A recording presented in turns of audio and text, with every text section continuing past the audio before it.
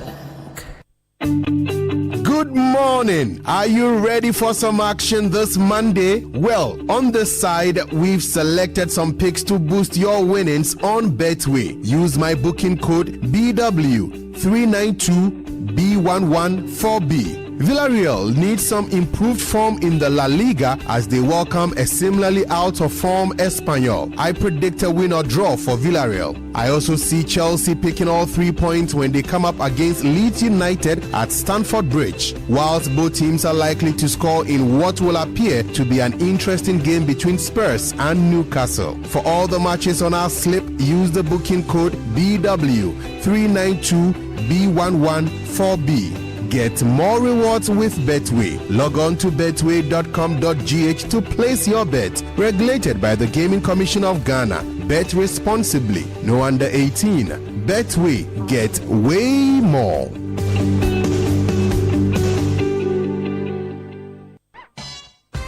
When I was young, I asked my mother the secret of her vitality and health. She said, the right food, the right exercise, the right amount of sleep, and the right blood tonic. Nexcofa, the right blood tonic. Nexcofa blood tonic is fortified with iron and other essential vitamins and minerals for a strong, healthy, and active body. Nexcofa blood tonic is effective for the treatment of anemia, lack of appetite, and stressful conditions in both adults and children. Nexcofa blood tonic, the right family blood tonic. Nexcofa blood tonic is manufactured and distributed by NS Chemist Limited. This advertisement has been vetted and approved by the FDA.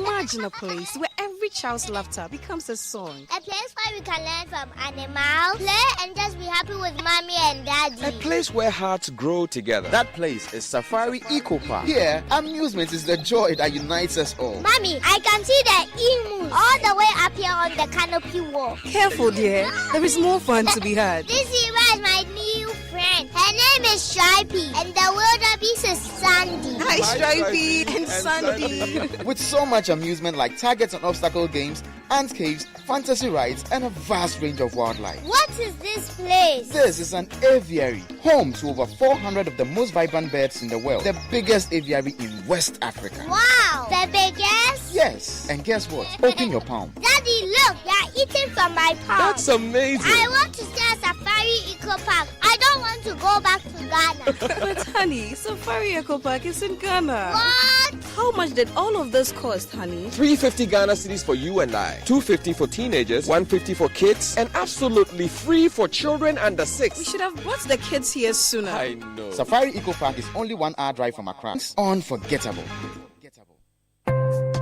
We want jobs, right? We want opportunity. It starts with what we eat. When we eat Ghana rice and buy local chicken, we create jobs for our own people, not for importers. Eating Ghanaian food isn't just a meal. It's a statement of independence, pride, and progress. Eat Ghana. Build Ghana. Our food, our future. The Eat Ghana, Build Ghana campaign is supported by Agri Impact Limited in partnership with the MasterCard Foundation and the 24-Hour Economy.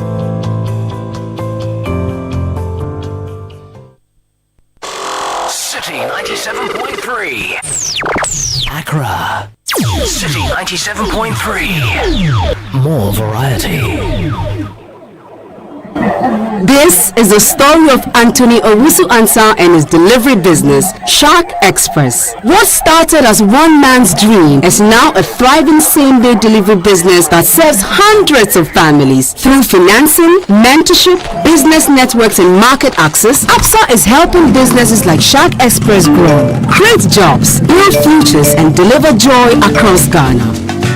Behind Anthony's success isn't only hard work, it's having the right partner like APSA. From funding to guidance, APSA stands with entrepreneurs who dare to dream. We see your story and we invite you to write it with us. Your story matters. APSA.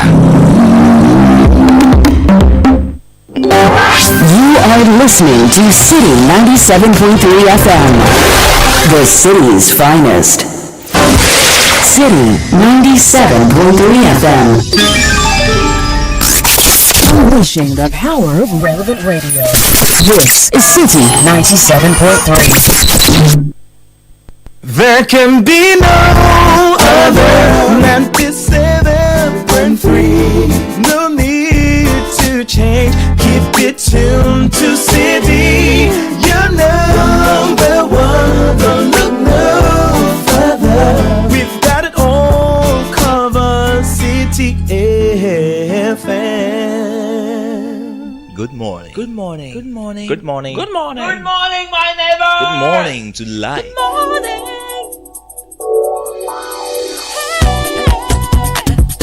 Music, talk, inspiration, in perspective. Express yourself. Good morning, my neighbor. Citi FM, your station. It's a refreshing lifestyle. Citi FM, 97.3.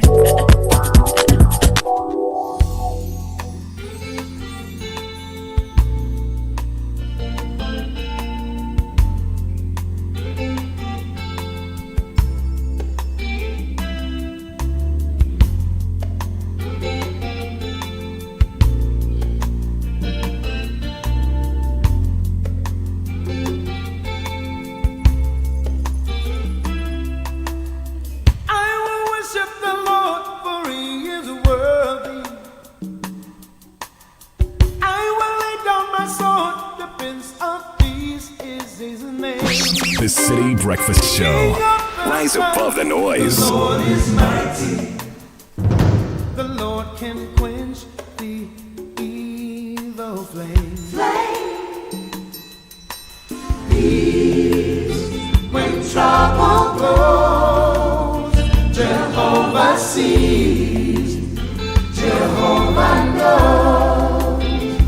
He is my peace when sorrow nears. Jehovah sees. Jehovah hears. Feel the presence of God upon the waters. Hear the voice of the Lord within the thunder that rolls. King of the flood, the Lord is mighty, mighty. The Lord can calm the troubled soul. Troubled soul. Peace when trouble goes. Jehovah sees.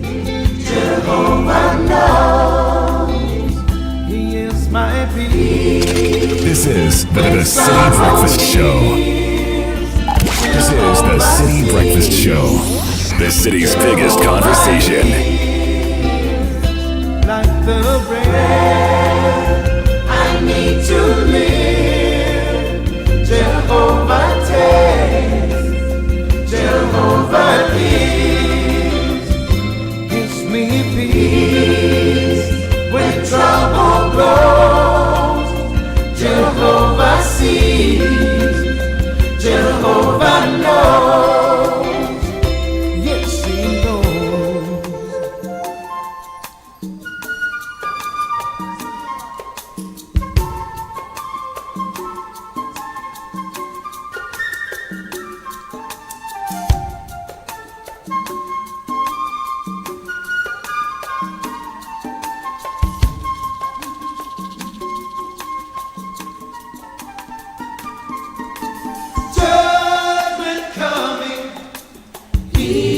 my peace. Men pursue me. He is my peace. Judgment is coming. He is my peace. War may follow, but I know he. Lionel Peterson, 632, 97.3 Citi FM. And this is the Citi Breakfast Show. It's Monday, the 9th of February. From the album Jabulani Africa. What a beautiful song. What a great morning. And take note, He is my peace. So in our faith, peace is not just an idea, it's also a person. He is the Prince of Peace. His presence brings peace.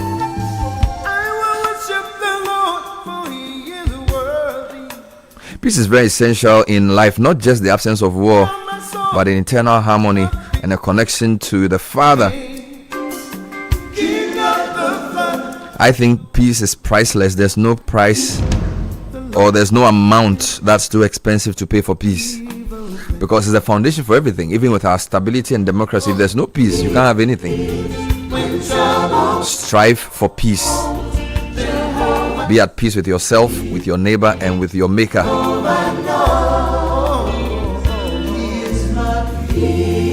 And on the wings of that song, we bring you Business Sense, brought to you by APSA. With APSA, you're supported every step with tailored banking and finance solutions like loans, credit cards, and digital banking that helps you save, plan ahead, and take control of life's big and small moments. So whatever chapter you're writing this year, let's end it in a yes with APSA. And guess what? We give you financial peace of mind. Oh yes, your story matters with APSA. Upon the waters, hear the voice of the Lord within the thunder. The Citi Breakfast Show is an interactive program, and we really cherish your comments. We value your feedback. We'd like to hear from you. What's the big thing that's worrying you this morning? Or what makes you excited today? And we're starting off with the newspaper review segment. Is brought to us by Total Energies. And your favorite Total lubricants have been significantly reduced. Prices from, for example, the Quartz 9000 Future 0W20 is now only 134 cedis. It used to be 148 cedis. The 4-liter Rubia Fleet HD 400 15W40, which was 80 cedis, is now selling for 72 cedis, 50 pesos. And of course, your favorite Quartz 9000 SA 5W40 used to be 118 cedis, now just 107 cedis, 50 pesos. These prices are available nationwide. Enjoy premium quality engine oils, transmission fluids, and coolants at significantly reduced rates. Jehovah knows. Yes, he knows.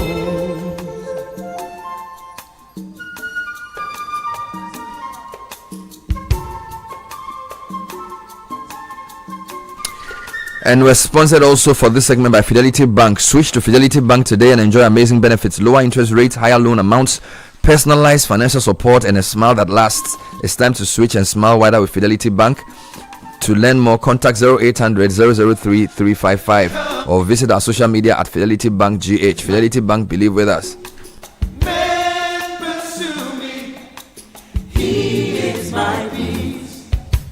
Judgment is coming. He is my peace. War may follow, but I know He is my peace. Yeah, yeah, yeah, yeah. Yes, He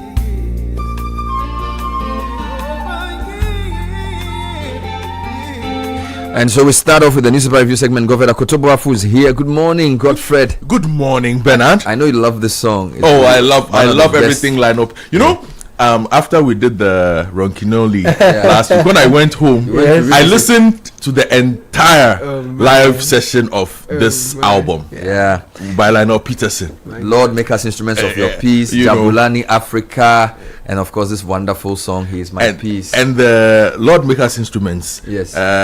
there's a version on that concert Yes. that was rendered by the Drakensberg Boys Choir. The boys. Oh It my was amazing. God. It was amazing. Oh my it was God. amazing. It was amazing. And this is in the early 90s or mid 90s. Yes, yes. I yes. mean, look, it's been amazing. And of course, Caleb, welcome to the show. Good Thank you morning. so much, brother. How are you doing? I'm very well. Looking thank forward you. to the week? Absolutely. Charlie, I watched the report filed by Kelvin Chris Asima Yes. on the Tamale Savelugu Walewale Road, and I really Is it a road? You know, there are a couple of issues there. So we've paid a contractor $30 million, and he has done nothing. He's demanding another 10 or so To do what? I think some contract they signed. So the Minister of Roads was talking about it. But I mean, the potholes, you were standing at some place. I mean, seriously, like if you have a Tico, It will fit the full length of the Tico can fit into the thing. And you know, that road is the main route that takes us to Burkina Faso. So I really think they need to do something. 30 million, nothing done. So apparently there was For some agreement. mobilization or I think it's an something. Indian bank. I mean, it's a complicated issue, but the point is the road is getting really, really, really Oh, bad. Charlie. And this is the Tamale Savelugu to Wale. It takes you all the way to Bolgatanga. It's really, really bad shape. Anyway, let's start with the big story for the There's only one story, and it's in Accra, in a certain constituency. But let me start from the front page of the Daily Graphic. Ayawasu East NTC Primary. Baba Jamal hot. Baba Jamal hot. Thank you. President recalls him from diplomatic duties. OSP party probe vote buying allegations. Secure funding to purchase 300,000 tons cocoa. Buyers Association to government. Cocoa board assures of swift action. So Chronicle says Mahama sacks Baba Jamal, and this one Godfred will like Ghana will double coconut production. This is Dr. Peter Boamo Tokuno, and on unlocking Africa's economic growth, single market is the answer. Mo Damusa says. Baba Jamal is also on the front page of the Daily Guide, but a different tilt to the headline. Vote buying rocks Ayawasu East NDC Primary. Candidates share motorbikes, TVs, cash, buta, cloth, boiled eggs, ice chest. It's a long list here. Also on the front page. The delegates.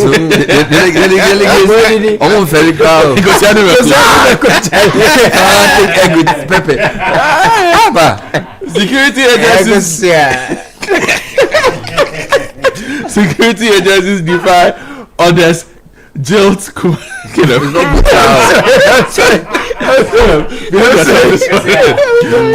Security agencies defy orders. Jailed Kumasi Shoe Factory. Also, Akumadan Afrancho fit for 24-hour economy market.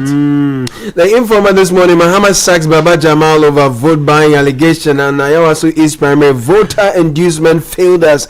This is Musa Dankwa. And renaming airport won't solve challenges of Ghanaians, Sekou Nkrumah tells government. The front page of the Inquisitor comes with a photo of a pensive-looking CEO of Cocoa Board, Dr. Randy Abe. Cocoa Board assures farmers of payment soon. Corsa refutes Nelante's claims on drip.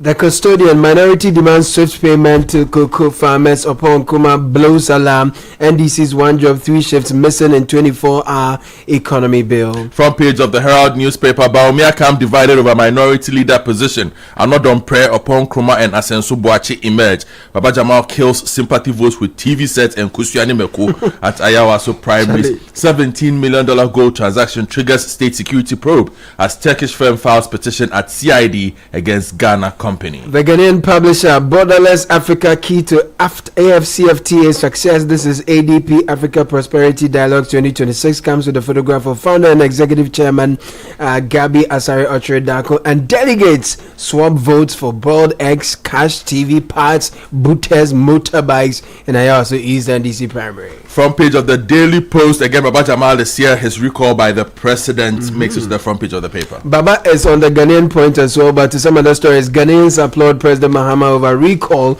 of Ghana's High Commissioner to Nigeria over vote buying allegations, and NDC condemns vote buying in Ayawasu East Primaries, launches probe with February 10 deadline. The Insights front page, 24-hour economy authority bill passed, more jobs, economic growth expected. Facts are sacred. APAC stands by past call for scholarship integrity. And Ghana Water deploys revenue enhancement teams to curb water theft. The news center, new 20% VAT spark spare parts shops closure threat, and Valco rescue not sale. GIDEC reviews $130 million value, $450 million debt, strategic investor role, and concerns rise over criminalizing civil cases. The new publisher just says Kusiani Meko. That's their front page. Yes, Kusia. It's okay. Okay.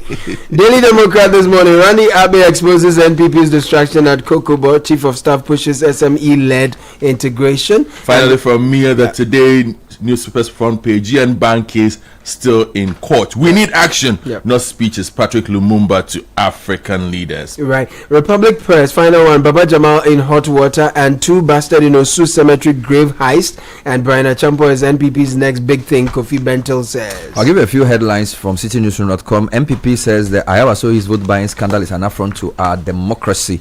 Meanwhile, the EC to meet political parties February 11 on the by-election proper. All right.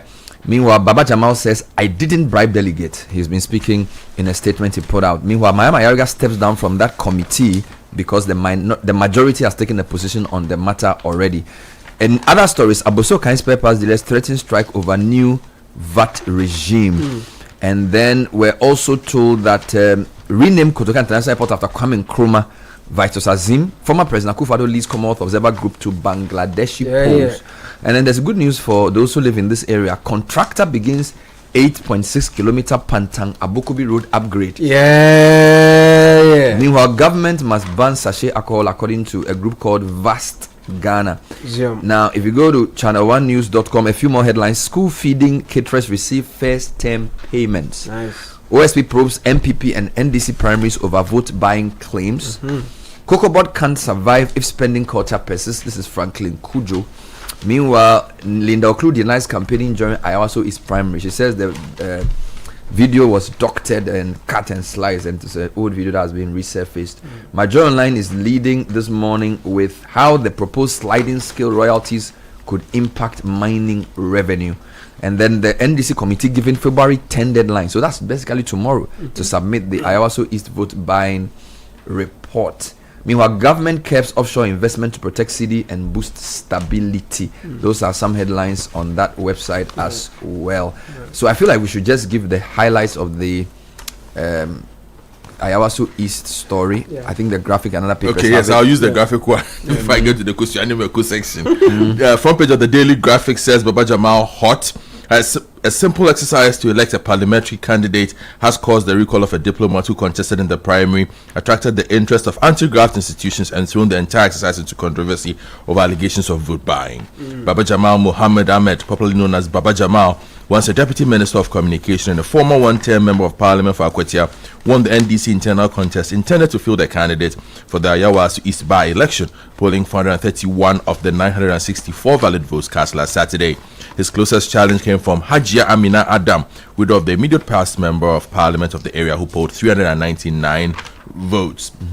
But viral videos of supposed voter inducement in the constituency pointed fingers at Mr. Jamal, Ghana's High Commissioner to Nigeria. Mr. Jamal subsequently explained that he had shown generosity towards acquaintances at Christmas and other festive occasions, and that the 32-inch TV sets and other souvenirs were not intended to induce any of the beneficiaries to vote in a particular way.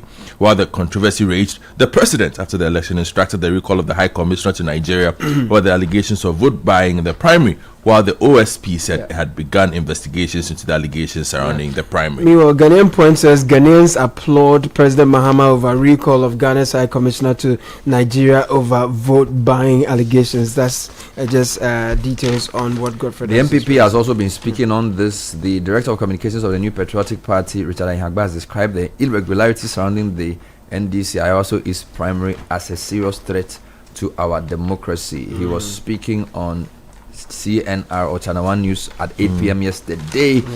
Comments coming amidst the growing political tension following the incidents of vote buying during the primary. He said the events were too obvious to ignore, describing them as an affront to the law and a distortion of democracy. Do you have headlines on the committees that have been set up? So the NDC has set up a committee and it's been given up to February 10 to submit their findings. NDC gave a 3-member committee up to Tuesday, February 10th, to submit its findings on allegations of widespread inducement and vote buying. The committee constituted following what happened over the weekend. Now, members of the committee are former veteran police and former Minister Kofi Todobi Kwachi, former MP for Boku Central Mahama Yarga, who has now been replaced by former MP for Tamale Central Inusa Fuseni, and Lawyer Mefa Fuga are the members. And of course, the NDC internal investigations also come amid the broader scrutiny of primaries. The OSP says they are separately probing allegations of vote buying during the MPP presidential primaries, and then of course the NDC Ayawasu East primary. The OSP in a statement also claimed that one of their men was attacked by thugs when he attempted to monitor the vote buying that was taking place on Saturday. We'll get more details on that later. Let's talk cocoa, because that's the other big headline. Randy Abbey is on the front page of a lot of newspapers, but I'll take you to the Daily Graphics angle again, and then the Enquesta also has an angle. If you go to page 13 of the Daily Graphic, the Licensed Cocoa Buyers Association of Ghana has called on the government to urgently secure a facility to pay for an estimated 300,000 tons of cocoa in a phased manner between now and September. That, it said, was to prevent the present crisis confronting the cocoa sector in the country from deepening. The Executive Secretary of Licobac, Victor Ja, who made the call at a media briefing in Accra last Thursday, said funds secured for cocoa purchases must be ring-fenced and used for the specific purpose. In a swift response last Friday, the Ghana Cocoa Board acknowledged the severe liquidity crisis causing delayed payments to cocoa farmers and simultaneously outlined plans to permanently abandon the decades-old syndicated loan system. Right. Robbers attacked several buses en route Kumasi Takoradi Highway. Republic Press, page number 10. Passengers traveling on the busy Kumasi Takoradi Highway were thrown into fear and panic following an attack that robbers intercepted, and that saw robbers intercept and attack multiple buses in the early hours of Wednesday, February 4. Okay, this is a bit dated, but I'm just seeing it. The syndicated robbery attack targeted travelers en route Kumasi to Takoradi, raising concerns about safety on Ghana's major Let me give you highways. something which is also important from the business side. Abuso Kain spare parts dealers are threatening a 1-week strike over 20% VAT. This is Channel 1 News Online. The Abuso Kain spare parts dealers have threatened a 1-week sit-down strike over the newly implemented 20% VAT, citing concerns about its impact on pricing, competitiveness, and compliance in the sector. In a statement released by the association's head of communications, Techiado, the association explained that the previous 4% VAT regime, dealers were able to maintain competitive prices while remaining compliant. However, the new 20% VAT has increased costs for consumers. The spare parts dealers cited an example where a spare part that previously sold for 500 cedis with 20 cedi VAT now attracts 100 cedis in tax, raising the total price to 600, an additional 80 cedi burden for the same product. They also highlighted the imbalance in the system, where dealers with an annual turnover of above 750,000 cedis are required to register for VAT and charge the 20% tax, while smaller dealers below the threshold are exempt. So we need to keep an eye on this story and see how it develops. Yes, I'll take you to the front page of the Herald. They talk about Mohammed's Dubai trip tied to Kevin Ochery's release, a $94 million Petraco case. So you can get details of that story from the Herald newspaper. Right. So Sunyani Outer Ring Road project faces risk amid reduced scope of work. So a major road infrastructure project in the Bono region under President John Dramani Maham's flagship Big Push agenda is facing potential setbacks following concerns over an alleged reduction in the scope of work by the Department of Urban Roads. The 34-kilometer Sunyani Outer Ring Road project, awarded to Kofi Job Construction, is being developed as a dual carriage way but reportedly excludes critical median works. Investigations by Kumasi Mill reveal that the absence of proper median constructions has resulted in the formation of more than 20 major sinkholes along the median section of the road. Meanwhile, on roads, work has commenced on the Pantan Bokobi Road rehabilitation project, including the internal roads of the Pantan Hospital, with contractors promising early completion despite traffic management challenges. MD of Aweco Construction, Joseph Adams, said work began a few days ago with immediate attention on a deteriorated culvert along the stretch. And then he was telling Citi News this on Saturday, I think on the 7th of February. According to him, Ground stabilization works on the diverted section were expected to be completed by the close of day to allow the safe passage of vehicles, particularly heavy trucks. You know, this road has been one of the roads people have complained about a lot. Hopefully they'll finish within time. Some good news emanating from the whole Fugu debacle from Zambia last week, reported by the Herald Newspaper on page 7. Zambia scraps taxes on Fugu from Ghana for personal use, following social media drama. And in an official statement released via its verified social media channels, the Zambia Revenue Authority confirmed that a single Fugu imported for personal wear is exempt from import duties and taxes. Sometimes these things are good. This one is GNA.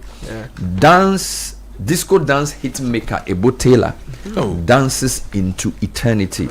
And it's a story written by Shine Kwaukume. It says the legendary high life and Afrobeat musician whose career spanned more than 6 decades, blending traditional Ghanaian rhythms with jazz, funk, and global influences, bid his fans farewell in a rather unusual way. He died 7th February 2026 at 90 years old, just 1 day after the soft launch of Ebo Fest, a festival created in his honor and held at Alliance Française in Accra on February 6th.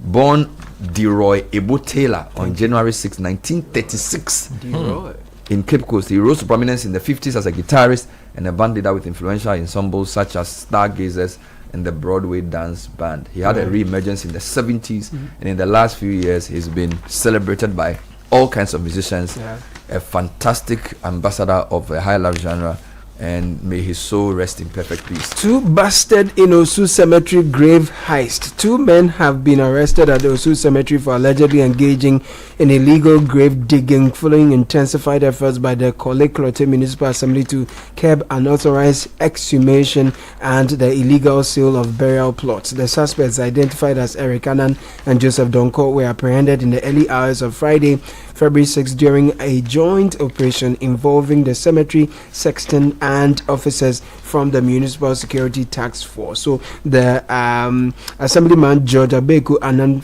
that's Kinkawe electoral area, collaborated with the security team and confirmed the arrest. Just a couple more headlines for you, Bernard, from page 29 of the Daily Graphic. 3 students of Academic City University have won the trophy in the Sustainable Packaging category at the 2026 World Star Global Packaging Awards, organized by the World Packaging Organization. So the team, which included Mohammed Yassin, Abdul Wahab, Sarah Kpejiamewu, and Jeremy Akwa, were recognized for their project Eco Haven Wachi Packaging, which was focused on environmental sustainability, practicality, reasonable packaging, and global relevance. Let me give you a raft of African stories. It's a very interesting write-up on the BBC about how off-the-shelf drones are changing jihadist warfare in West Africa. We need to keep an eye on that particular story. Now, in Ethiopia, they are calling on Eritrea to pull its troops back to the border. You know, Eritrea had previously denied accusations that its soldiers were in Ethiopia supporting rebels, but latest information suggests otherwise. And then this young lady in Nigeria who died from a snake bite in her room. There's an analysis around the critical shortage of affordable, properly stored antivenom in Africa's largest country. Speaking of which, we are told King Charles is going to host Nigeria's first UK state visit in 37 years. So President Bola Tinubu and First Lady Oluremi Tinubu will be guests at the Windsor Castle from 18 to 19 March. Remember, President Kufuor was a guest of the Queen. This was in 2007-ish.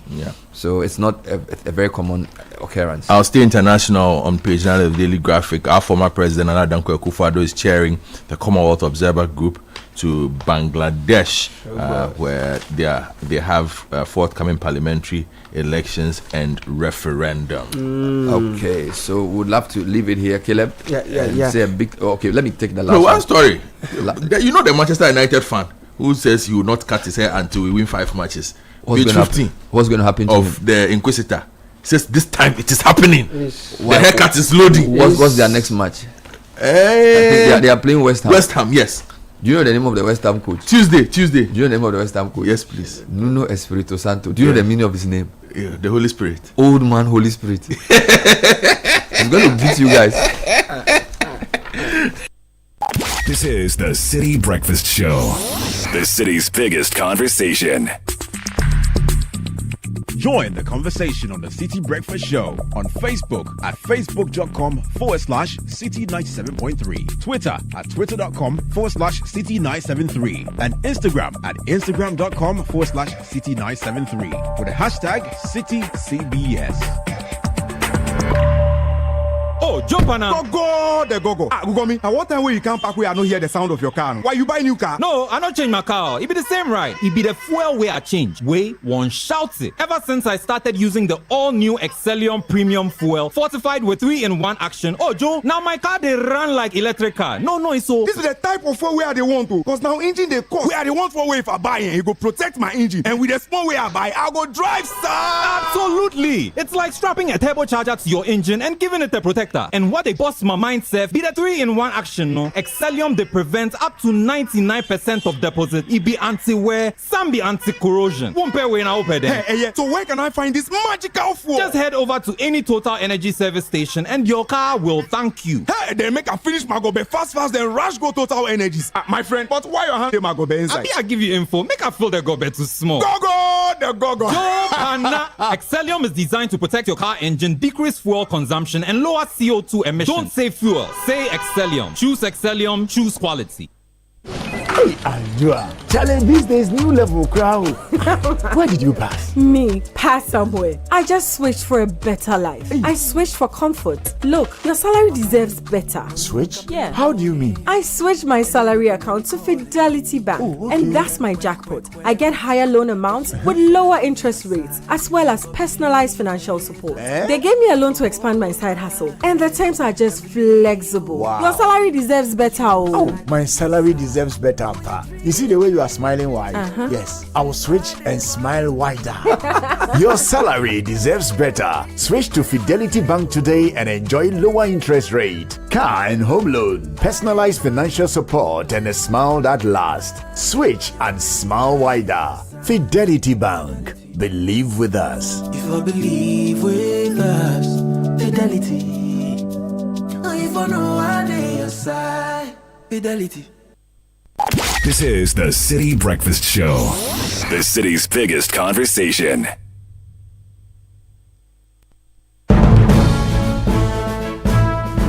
Business news is next with Neti Ajaho, and it's brought to us by Access Bank. At Access Bank, rewarding our customers is at the heart of everything we do. That's why we've introduced Rewards by Access, a loyalty program designed to add value to your everyday banking experience.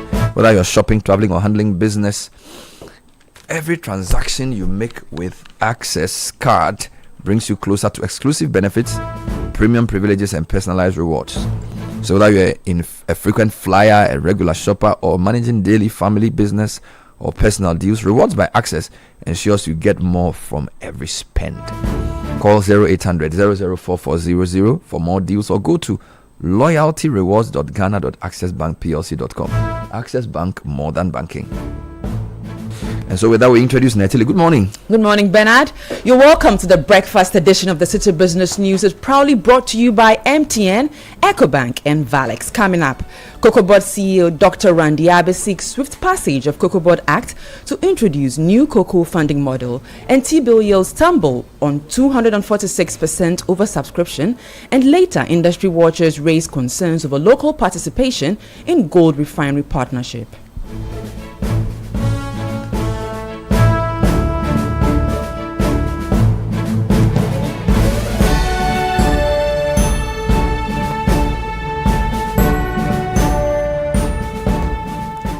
Thanks for choosing us. Let's settle for the details now. The CEO of COCOBOD, Dr. Randy Abe, has expressed optimism that the proposed amendments to the COCOBOD Act will be fast-tracked to pave the way for a new financing framework for cocoa purchases. He indicated that the legislative reforms are expected not only to introduce a more sustainable funding model for the sector, but also to enhance regulatory safeguards aimed at protecting cocoa trees and improving long-term productivity. There's a law that, for example, the Minerals Commission, on the basis of the law, can grant somebody prospecting license. And then once they give them a prospecting license, they can enter. It's a cocoa farm, they can still enter because they have a license and go and do it. So we needed to look through the legal regime again. There were many things in terms of the pricing for cocoa. We needed to look at it we needed to look at the new funding model I spoke to you about. We needed to also look at value addition and how we're going to do the value. And I told you how value addition is also hampered by the structure of syndication, because you are committing the raw bean and all that. So we met a process of a new Cocoa Board Act, which had been started. So we decided that then we'll take advantage of that and try and speed it up and ensure that we can let this act reflect the current realities and the foreseeable future. So once again, the finance minister has been kind enough, he and his team worked very hard with external consultants and others. And hopefully the minister will be able to get this bill to Parliament, and then it will be passed. The CEO of Cocoa Board also noted that Ghana is currently managing approximately 98,000 metric tons of cocoa under rollover contracts at the works to address the impact of significant delivery shortfalls in the 2023-2024 crop season. He disclosed the figures during a media engagement, noting that the rollover obligations stem from the board's inability to fully meet its contractual commitments last season. 23-24, they failed to deliver 333,767 tons of cocoa that they assigned contracts and sold for $2,600.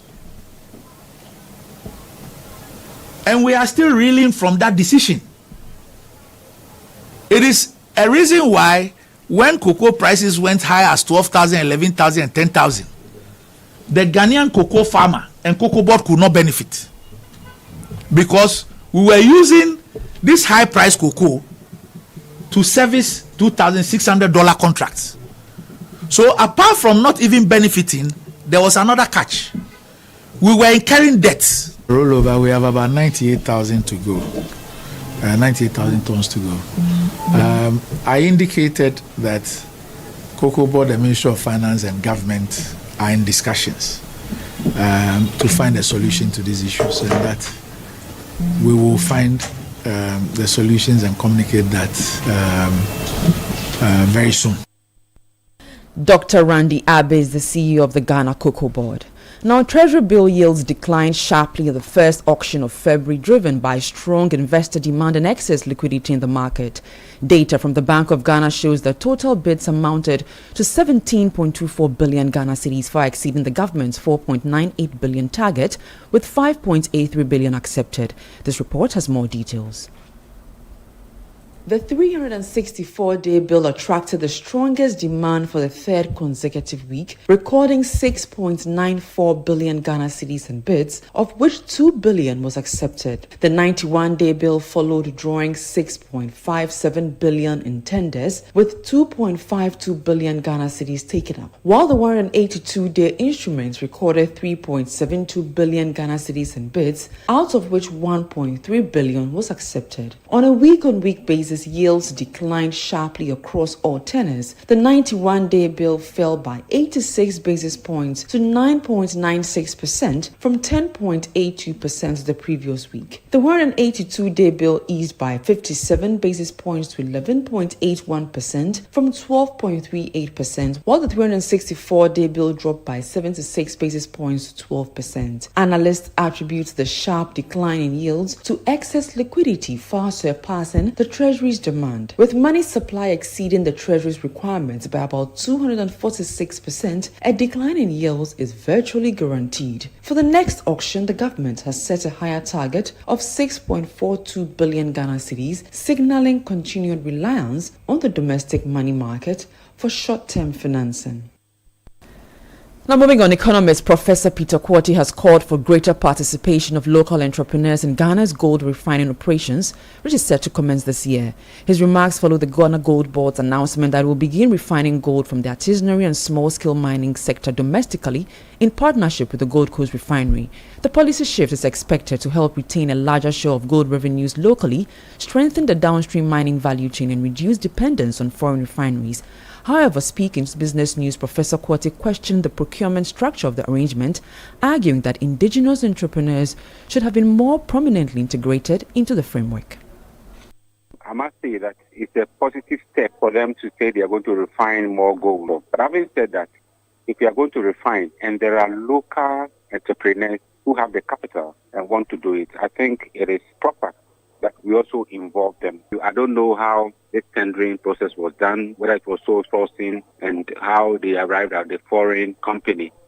But the intention is good, except that if they're going to bring in a company to do the refining, the local content is very good. Local entrepreneurs should also be given the opportunity. That was economist Professor Peter Korte.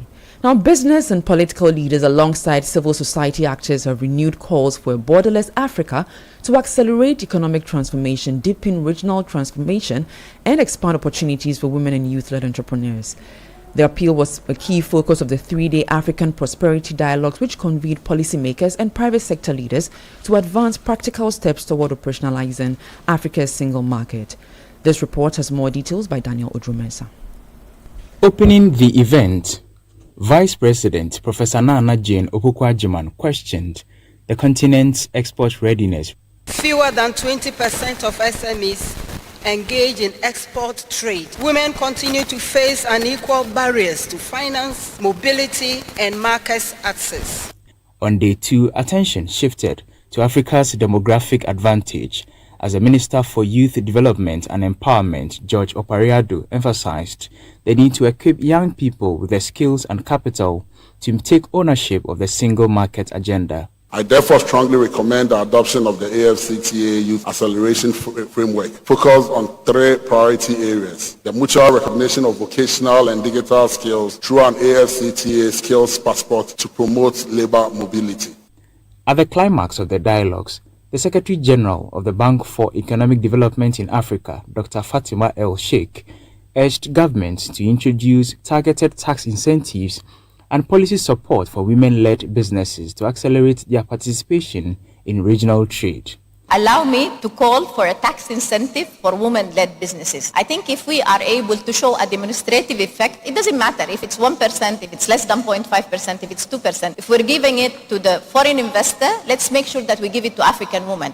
Founder and executive chairman of the Africa Prosperity Network, Gabi Asare Ochre Dakon, argued that a deliberate push toward a borderless Africa could significantly address youth unemployment. Currently, we have 1 billion young people in Africa. By 2040, our population will be about 1 billion. 1.3 billion of them will be the workforce, biggest in the world. Are our economies big enough to create jobs for them?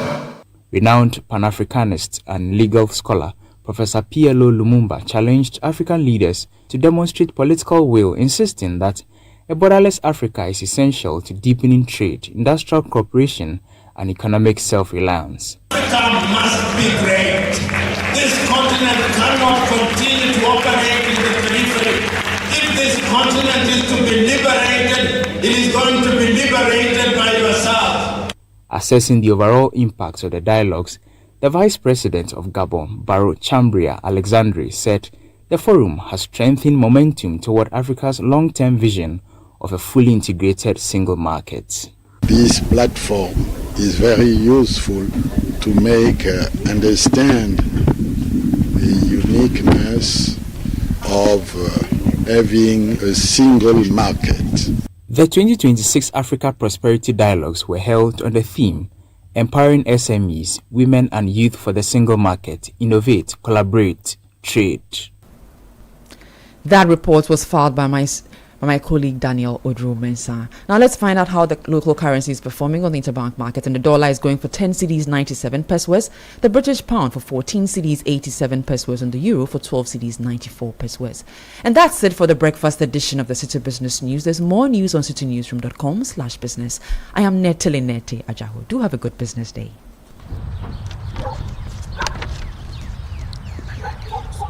Hey, do they want to sack you dry? Wash tin way. Engagement things and kwenye. Hey, sure. They even added washing machine, fridge, flat screen TV, 65 inches and so. How do they expect you to buy all these and still take care of your family? Oh, Kwame. Mama. And how cry? With Access Bank's Pick Now Pay Later, we can get everything now in minutes and pay at 0% interest over the next 6 months. Aye, Coco cry. Hey, sir. I Access Bank says faster is here. With a now digitized Pick Now Pay Later, life's big moments are within reach. Just click, pick, approved in minutes. For more information, call our 24-hour contact center on 0800 00 4400. Terms and conditions apply. Access Bank, more than banking. This is the City Breakfast Show, the city's biggest conversation. Join the conversation on the City Breakfast Show on Facebook at facebook.com/City97.3, Twitter at twitter.com/City973, and Instagram at instagram.com/City973 with the hashtag CityCBS. The City Breakfast Show. Rise above the noise.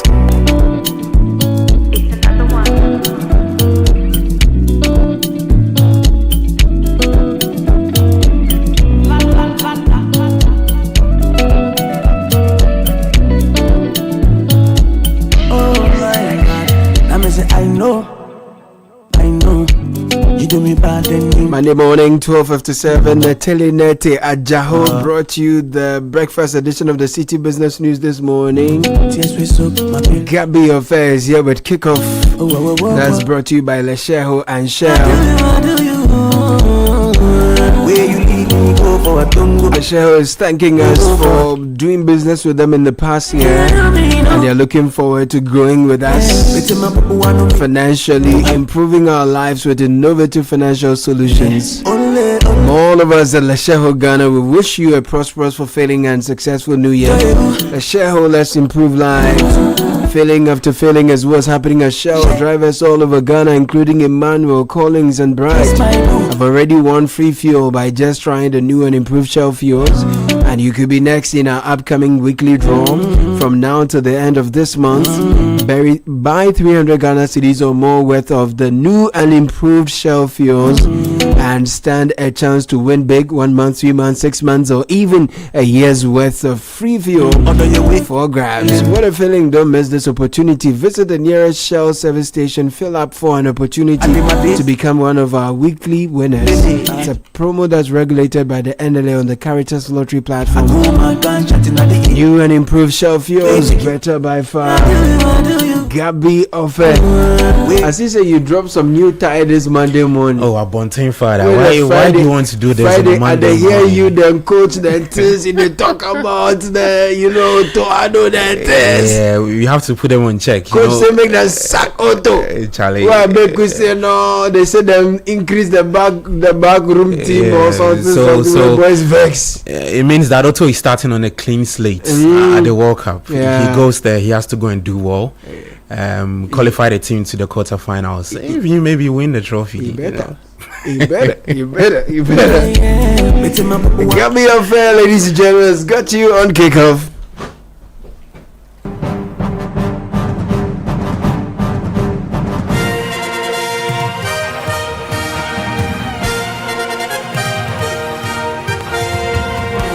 Right, it's a new week, Monday, February 9. Welcome aboard to Kickoff right here on 97.3 City FM. Coming up in the next 10 minutes. Just imagine around the world the global gaze on this kick. Haaland scores! Manchester City lead in stoppage time as they tell Arsenal, we're coming to get you!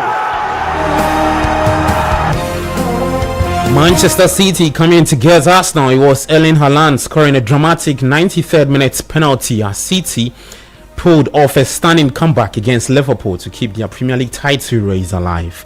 The game ended 2-1 in favour of the citizens at Anfield. Reactions coming up, plus some other results in the English Premier League over the weekend, and also update from the Under-20 Women's World Cup qualifiers. The Black Princesses were held to a 2-2 draw over the weekend at the Accra Sports Stadium. Kickoff is proudly brought to you by Western Union, Polytangana, Shell V Power, and then Lesheho. Let's improve life.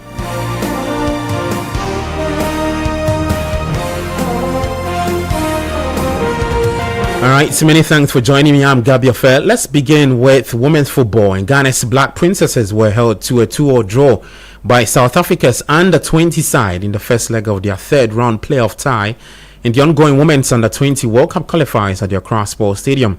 Now, the two teams will meet again in the decisive second leg on February 14 in South Africa. Julio Achirifama was at the Accra Sports Stadium on Sunday for the first leg and reports. The Black Princesses were unable to make home advantage count after playing out a 2-2 draw with South Africa's Botswana in the first leg of the FIFA Under-20 Women's World Cup qualifiers at the Accra Sports Stadium. Ghana showed flashes of brilliance, but defensive lapses allowed the visitors to claw their way back, leaving the tie finally poised ahead of the return leg. Speaking after the game, head coach Charles Sampson admitted the team had aimed for victory, but remains optimistic about their chances going into the second leg. Our aim was to get goals. We dominated the game. That was also one of our plans. We created chances. I think what we lacked today is the calmness to convert the chances into goals. For South Africa, the result is seen as a positive outcome from home. Head coach Maud Kumalo says her side executed their plan and will look to finish the job on home soil. As I think it's an advantage, innocent for the goals away, because we knew that it was not going to be easy. But how we prepare is our strength, and we know that Ghana, they've been qualified for World Cup and we're going to play against the experienced players. Meanwhile, some fans who trooped to the stadium shared mixed reactions, praising the team's effort, urging improvement in the next encounter. We realized the Black Princess, they are doing well, and they did very well. So this match is a qualifying match for them to go for the next round. So I believe how the game went, it's not a bad one. First half, we had our chances, but we didn't take it. And then the South Africans came in, getting to the second half after we scored. And then they came in. They are changing that they did some 2-3 changes that gave them an edge over us. All right, so that's that report from Julio Achirifama. He was at the Accra Sports Stadium on Sunday. That game ended 2-2. It was Ghana's Black Princesses taking on South Africa's Under-20 side. The two teams will face off in the second leg this weekend, February 14, in South Africa.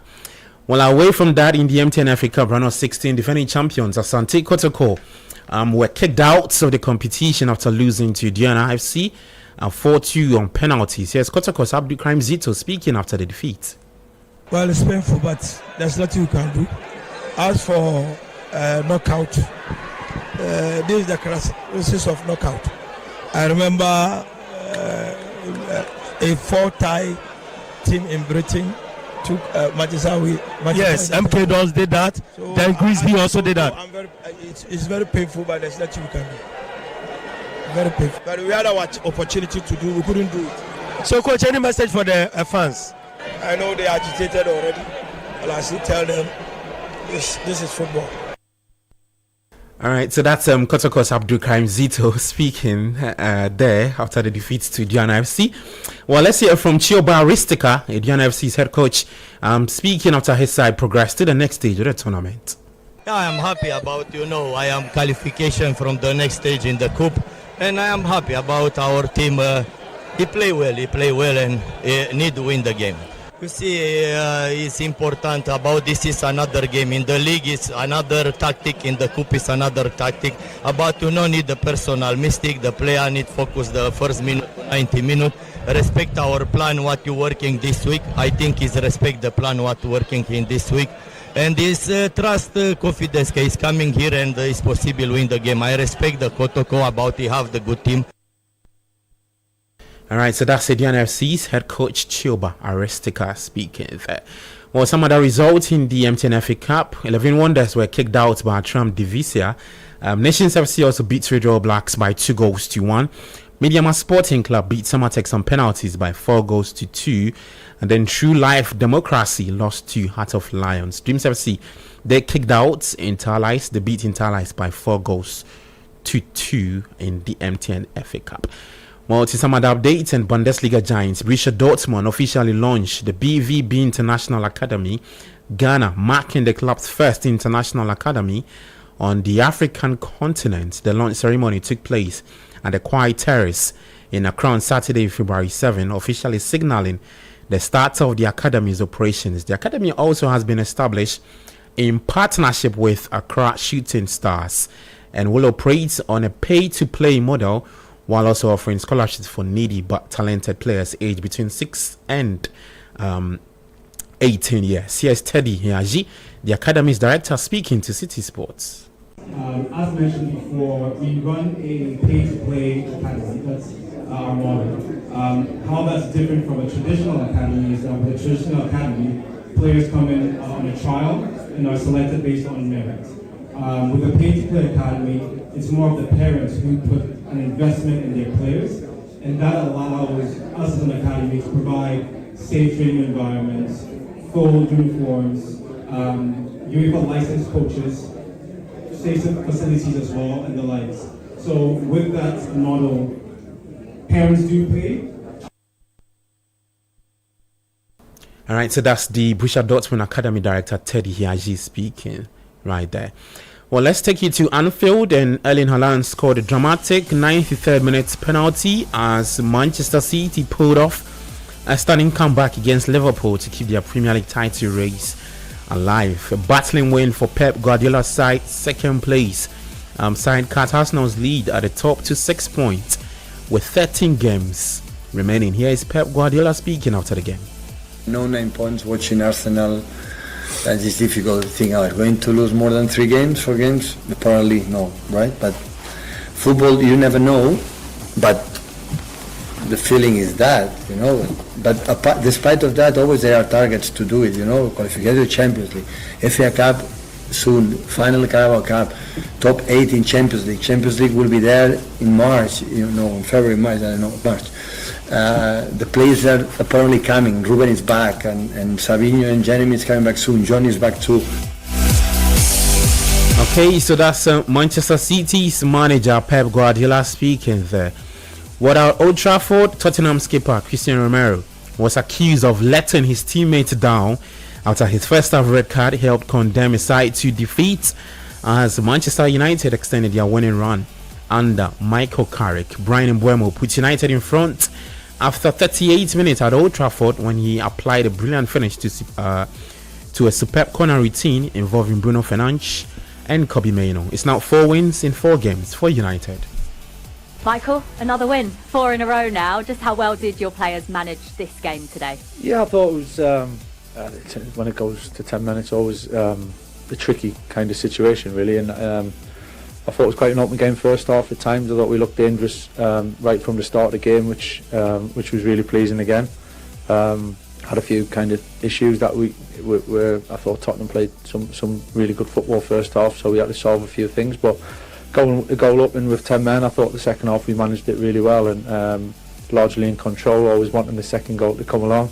And when it did, then that put us in a really good position. So it was nice. And all right, so that's United's interim manager Michael Carrick speaking there. While staying with United, a former player has reacted to United's latest win against Spurs. His name is Gary Neville. Well, he says United will not be bounced into making a decision to give Michael Carrick the manager's job after a run of great results. I don't need to repeat my position every single week, but what I would say is that at the end of the season, Manchester United, if Michael Carrick puts himself forward, has the ability to make the decision as to whether they go for Michael Carrick or one of the other candidates that become available. And all I will say right now is, if Michael Carrick is selected or he's not selected, no one can be 100% sure of what the right decision is when it comes to Manchester United. All you can do is go with what your feeling is and your opinion and think of it for the right reasons. So, yeah, I think that we can put that to bed maybe for the next couple of months, because the club have said they're going to look at this and not going to be bounced into making a decision. And if they win another 4 or 5 and they're almost emphatically in the Champions League, and that will be incredible. It'd be a great position to be in, by the way. All right, so that's United's former player, Gary Neville, speaking there. Well, some other results: Victor Gyökeres scored twice as Arsenal comfortably beat Sunderland 3-0 at the Emirates. Martin Zubimendi was the other player to score for the Gunners. Cole Palmer also scored a first half hat-trick as Chelsea beat bottom of the table Wolves 3-0 to continue their good run of form under head coach Liam Rosinia.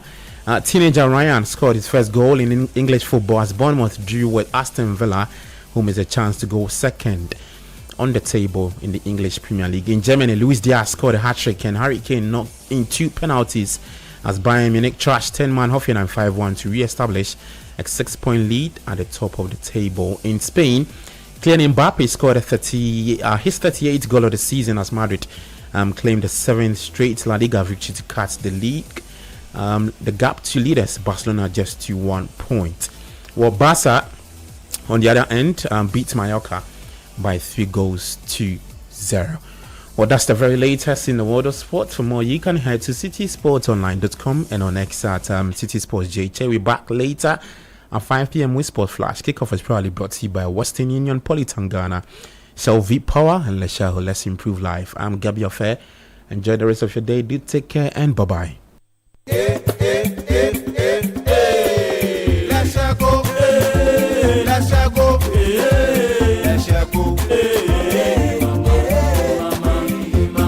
If you need unique services, innovative financial solutions, we deliver on our promise, cause we are number one. Let's go, we improve your life.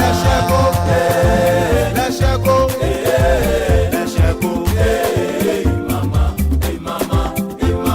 even when you're stuck with nothing, no matter your situation,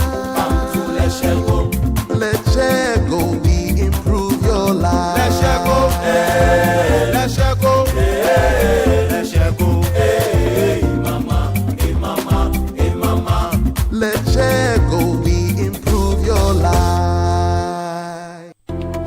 Welcome to your financial tips with Solace Finance. Daily spending often feels small, but when left unchecked, it can quietly affect monthly finances. Transfer fares, food purchases, and small conveniences add up faster than many people realize. Being aware of daily expenses helps you make better decisions without feeling restricted. Small adjustments can create room for saving without changing your lifestyle drastically. Solace Finance supports this awareness by helping you set 3 to 12 months personalized savings goals and track progress digitally, so every little decision today becomes a bigger win tomorrow. Turn everyday spending into everyday saving with Solace Finance and watch small choices grow into big financial wins. Download the Solace Finance app today. For more information, call or WhatsApp us on 059-957-7963. Solace Finance. Your money, your power.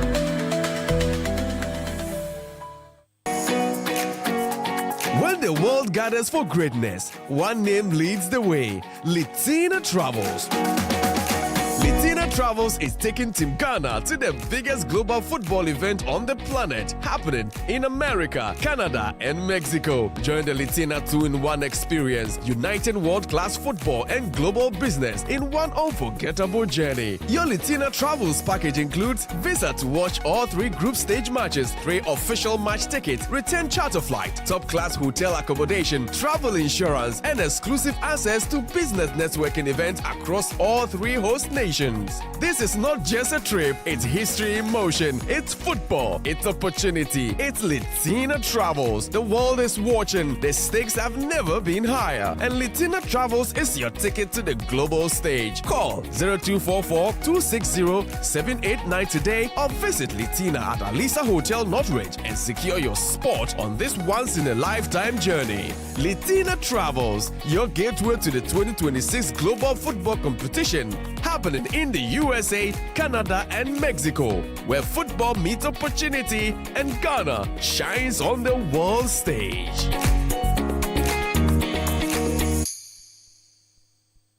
I used to stress about where to receive my Abro sticker and always used to doubt whether my friend has really sent it. So I asked a friend of mine and he said his wife used to have similar challenges until she decided to receive money transfers from CBG. Well, I can relate because now I receive my money from CBG. It's so simple, fast and secure with no delays and no hidden fees. And I must say, life is now feeling good. Stay connected to your loved ones no matter where they are. With Consolidated Bank Ghana's money transfer services, you can receive money quickly and securely from abroad, whether through MoneyGram, Western Union, PayAngel, TransFast, UnityLink, RIA, EaseRemit, Funes, TapTap Send, and TerraPay. Cash out your way any day with Consolidated Bank Ghana. Welcome to the good life. CBG, we stand with you.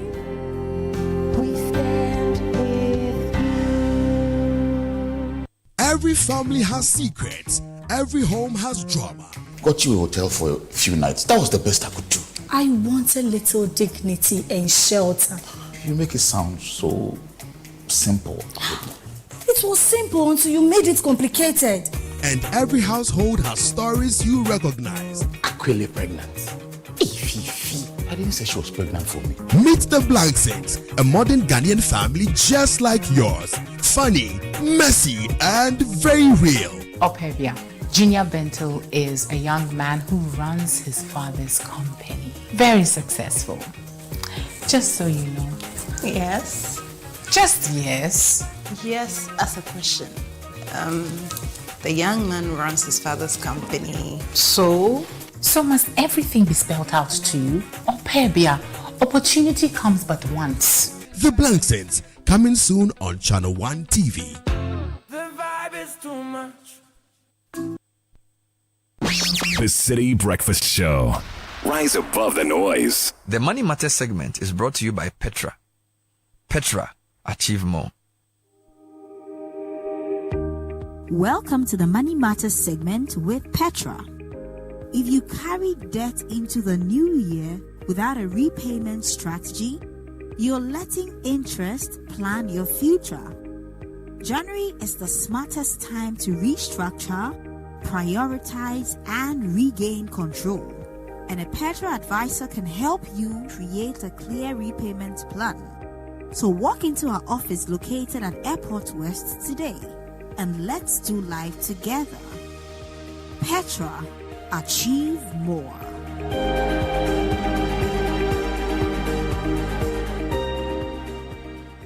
The Money Matters segment was brought to you by Petra.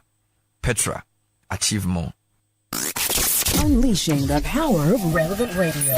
This is Citi 97.3. The world is changing fast, and the leaders who thrive will shape what comes next. What matters now is the ability to think clearly, act with purpose, and lead in complexity. For more than 20 years, Ashesi University has shaped leaders who do exactly that, combining character with rigorous real-world problem-solving. Our MBA and Master's programs in Intelligent Computing Systems and Mechatronic Engineering are designed for professionals who want their work to matter and their leadership to last. Remember, graduate and undergraduate admissions are ongoing. Visit ashesi.edu.gh to learn more.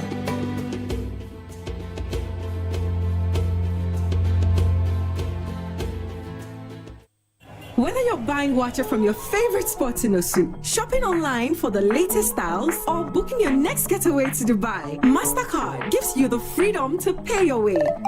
Insert, tap, swipe, click. So many options, yet so easy. With layers of security protecting every payment, your money stays safe. From Trotro to travel, MasterCard connects you to the life you've earned and the one you dream of. Ask your bank for a MasterCard today. MasterCard. Safe, convenient, priceless.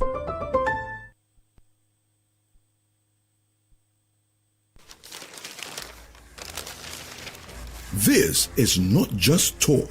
This is scrutiny.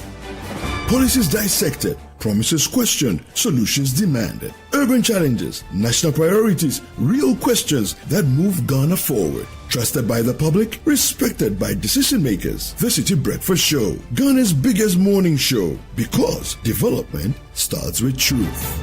The City Breakfast Show on 97.3 City FM. This is the City Breakfast Show, the city's biggest conversation. The City Breakfast Show. Rise above the noise.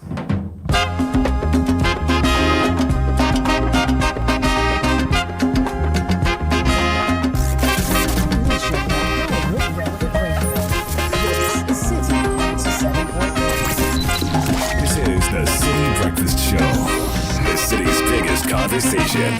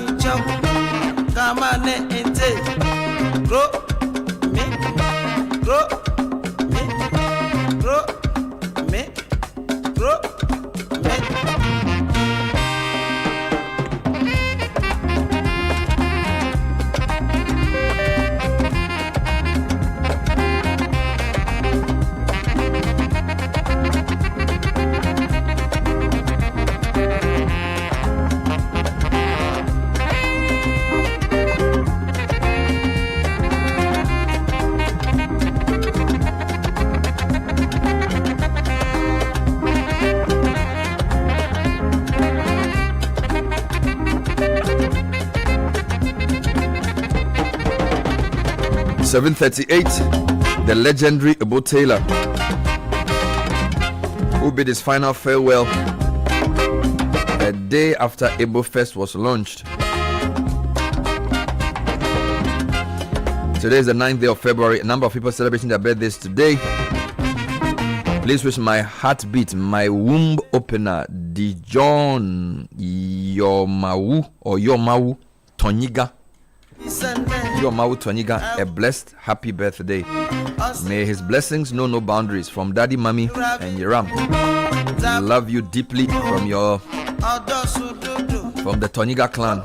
Your mom, Marlene, your dad, Daniel, and your brother Yeram. Today, Monday, February 9, is my wife, Mrs. Rejoice Jifa Awuku's birthday. We want to thank God for her life. We pray for God's blessings upon her and pray that the Lord continues to grant her the desires of her heart.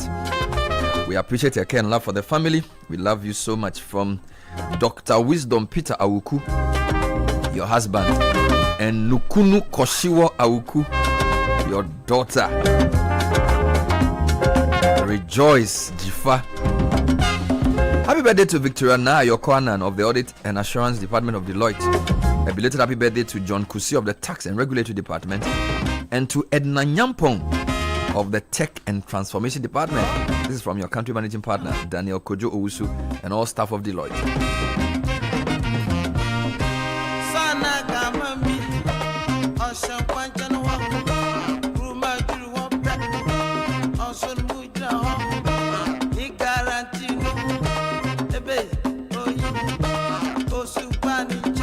Happy birthday to my brother Ansbert Osei-Frimpong. May God increase you in all you do and make you great. You are a star and you will always shine. From Onyamiba Akwesi to Ansbert Osei. All the requests on this show are brought to you by MasterCard. It's an amazing way to make payments by swiping, inserting, or tapping. Do something priceless.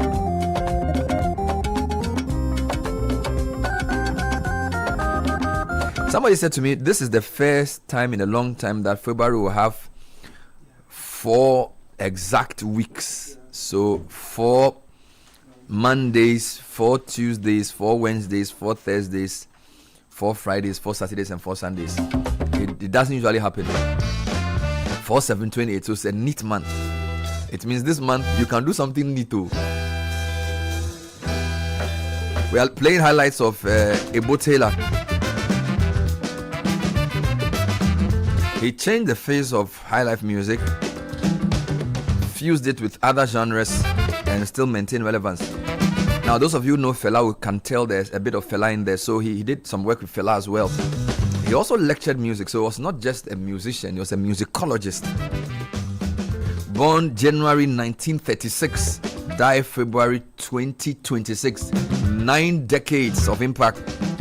Watch out for some highlights of this in our Heritage Month. From the 1st of March all through to the end. 97.3 Citi FM and Channel 1 Television. We'll be bringing you some very, very important conversations on our heritage. The first week, we'll focus on music. We'll be doing some amazing things on radio and television with the journey of music. We have some big interviews also coming up on some people and place histories. And of course, we'll talk about food as well. A girl of my dreams. You see what I mean? And speaking of heritage, Heritage Christian University helps you grow your dream while pursuing your degree. Our scholar practitioner faculty will guide you to solve real world problems. Whether your passion lies in business, computing, health, psychology, media, or theology, HCU provides the path. I visited your campus, Caleb. It's a beautiful place. It's on that side of town. Amasaman. Right. On the other side, I think the place is called Amamule. Okay. I mean, a nice university campus. It's just a chartered university accredited by GTech. Begin your journey with us now. Call 054 777 7731 or 0202 298 399. Heritage Christian University, educating compassionate entrepreneurial leaders. Enjoy faster and easier transfers across Africa when you use PAPS with Zenith Bank. Move your money with ease. Dial *966#. Use Zenith Bank's internet banking platform or walk into any of our branches for your cross-border transfers. It's cheap, it's fast and reliable. Call Zenith Bank directly on 0542 000 111. Zenith Bank, in your best interest.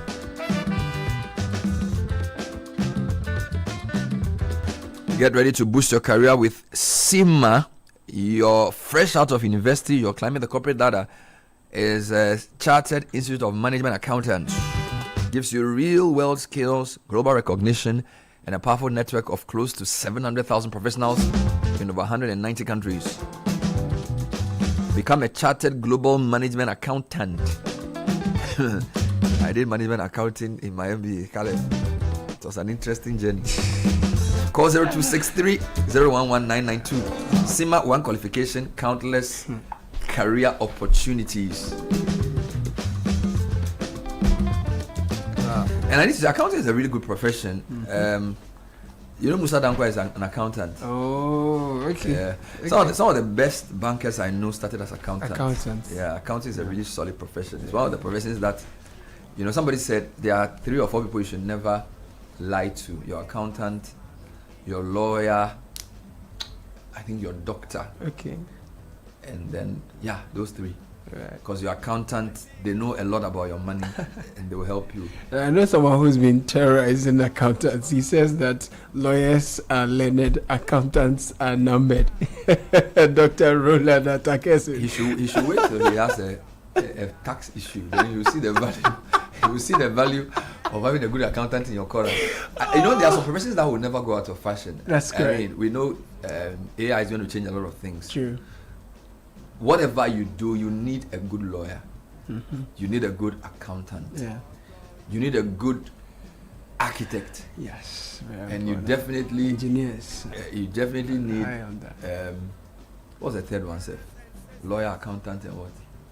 I forgot the third engineers? One. No, I mentioned not one. Engineers. Okay. There's another one. I'm growing old. You need a good lawyer. You need a good accountant. What about doctors? Yes, of course. Those You in the need a good doctor. You need a good doctor. Yeah. And one of the things I've also learned is you actually need a good network. So it's not even just a good doctor. You know, competence in the way knowledge works here. Competence it's good to have an expert. Yeah. But I feel there's also safety in numbers in the multitude of countries. So you need a good network of doctors. Yeah. A good network because you know people think differently. So particularly when it comes to medical issues. Yeah. Sometimes you can have the same result and give it to 2 doctors. Interpretation is different. So I think you need a good network. You know, one of my boss has a system of doctors. So I talk to this doctor, I talk to this. And it's important because you see, the doctors have different angles and specializations and expertise. Sometimes you can be depending on one person for so long that the person may be misdiagnosed. And they get used to you. And they get comfortable. Some doctors don't learn more. Somebody said to me, most of what he knows, he learned after he graduated. So there's something called continuous learning. And this is true for lawyers. If you go to any serious lawyer's office, there's always books. Lawyers are always learning. That's why I call themselves my learned friends. So I don't think the law is learned just in the law school. The best lawyers are the lawyers who, after law school, are always learning. All right. And then I think accountants also become very good as they practice. As they do the practice. All right. So even though there are new things like chartered financial analysts, chartered bankers, I think accountants are very important. You know, these finance things are great, particularly for advanced economies where the finance function is beyond operational, it's very strategic. But I still feel accountants, Charlie. We need. So you see, for example, our finance minister said Tekwe used to be an accountant. And I think Ato Forson is also. And they have a different approach. The criticism traditional economists have for the accountants that they are not. They don't have. They don't spend. But they don't spend. They are very conservative. And they don't. They won't give you a new idea about how to change your economy, but they will make sure that you manage it well.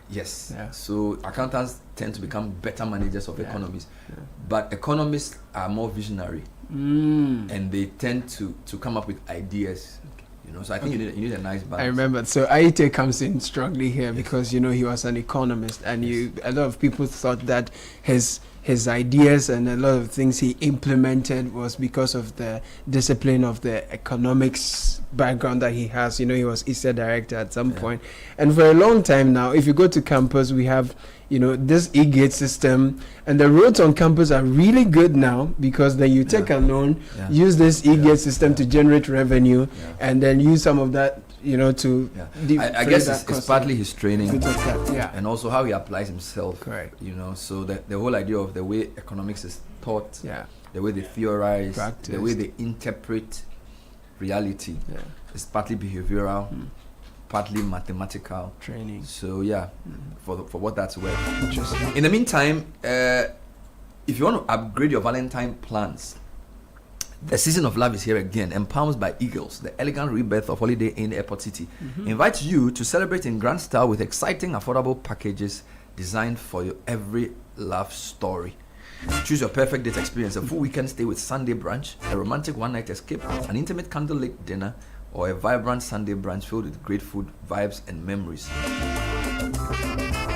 Now, here are your rates. Event only 1,500. It's discounted to 1,002. Accommodation only 3,300. Discounted to 3,100. Nice. The full package is 4,500. Discounted to 4,200. Now, the discounted rates run from now, which is today, all through to Wednesday, February 11. So you can book now so you can get the discount. If you want to make a reservation, call 055 522 5555. Wonderful. Very interesting number. 055 522 5555. Solid. So this is an Ebola Taylor sound. Yes, you didn't know it. It's a very common. The other song we were playing, I actually thought it was a fella sound, and you mentioned that he had some work to do, and I was like, that does it, because Ebola Taylor has lasted 9 decades. Think about it. Born in 1956, he was 20 years old. So by 1966, he was 30. My God. Right. So by the time Ghana Nkrumah was overthrown, he was already a 30-year-old man. And he's lived 60 years after that. So he's seen everything. Seen it all. Yeah, I remember a few years ago on Heritage Month, we did a session with him at the Plus 233, where we interviewed him. Solid gentleman, very learned, highly articulate, but very easy to relate to. So you wouldn't know that he's 90 at the time. He was 80 something. He's energetic. He respects people, it's funny, even though he's such a great ambassador for Ghanaian music, a lot of his fame is not even in Ghana. It's rather outside. Yeah, I feel like people like Papa Yankson and those people are known more.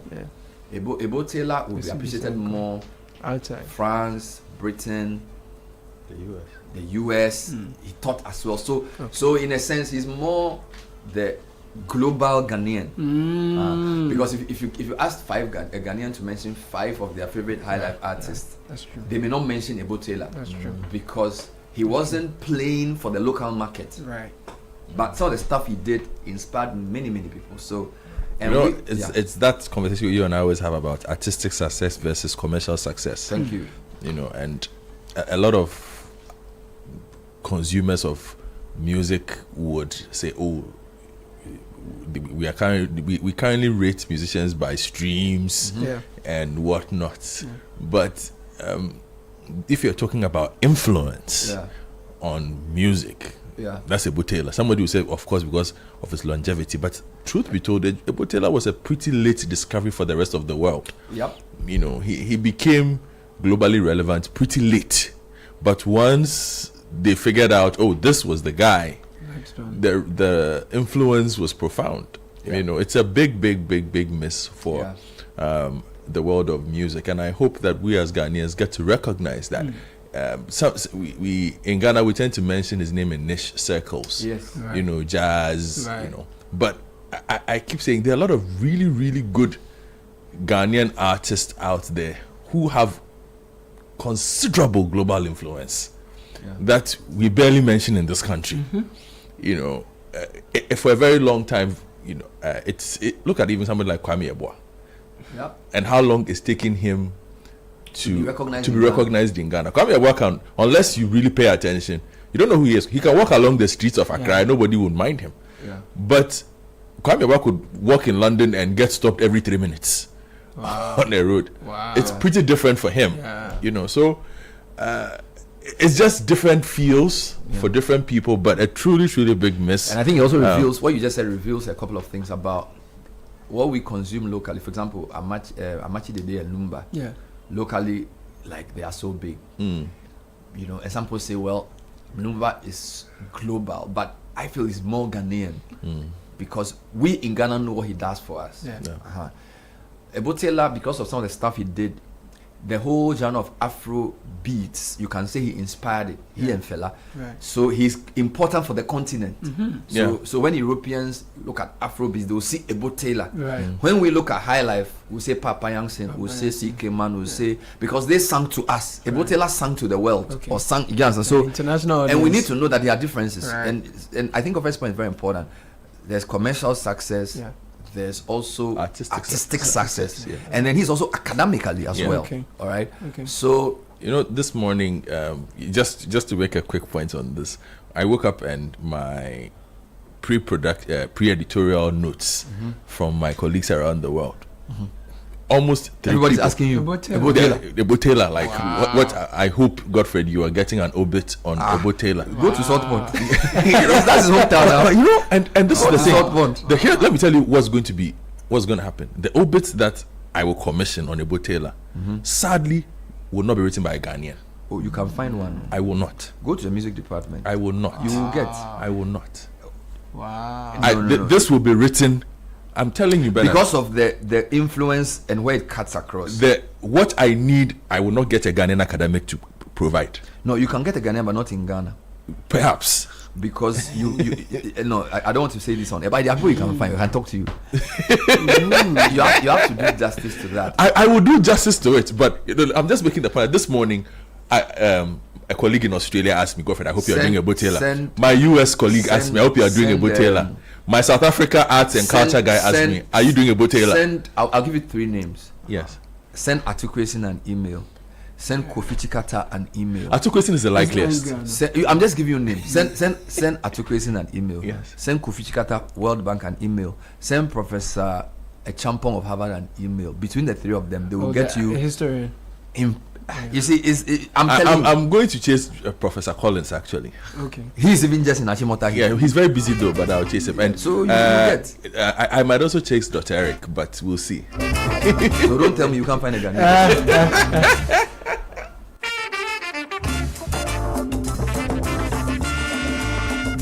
Meanwhile, receiving money from your loved ones abroad, whether they are Ghanaians or not, should never be complicated. With CBG Money Transfer Services, you enjoy a fast, secure, and convenient way to access your funds abroad.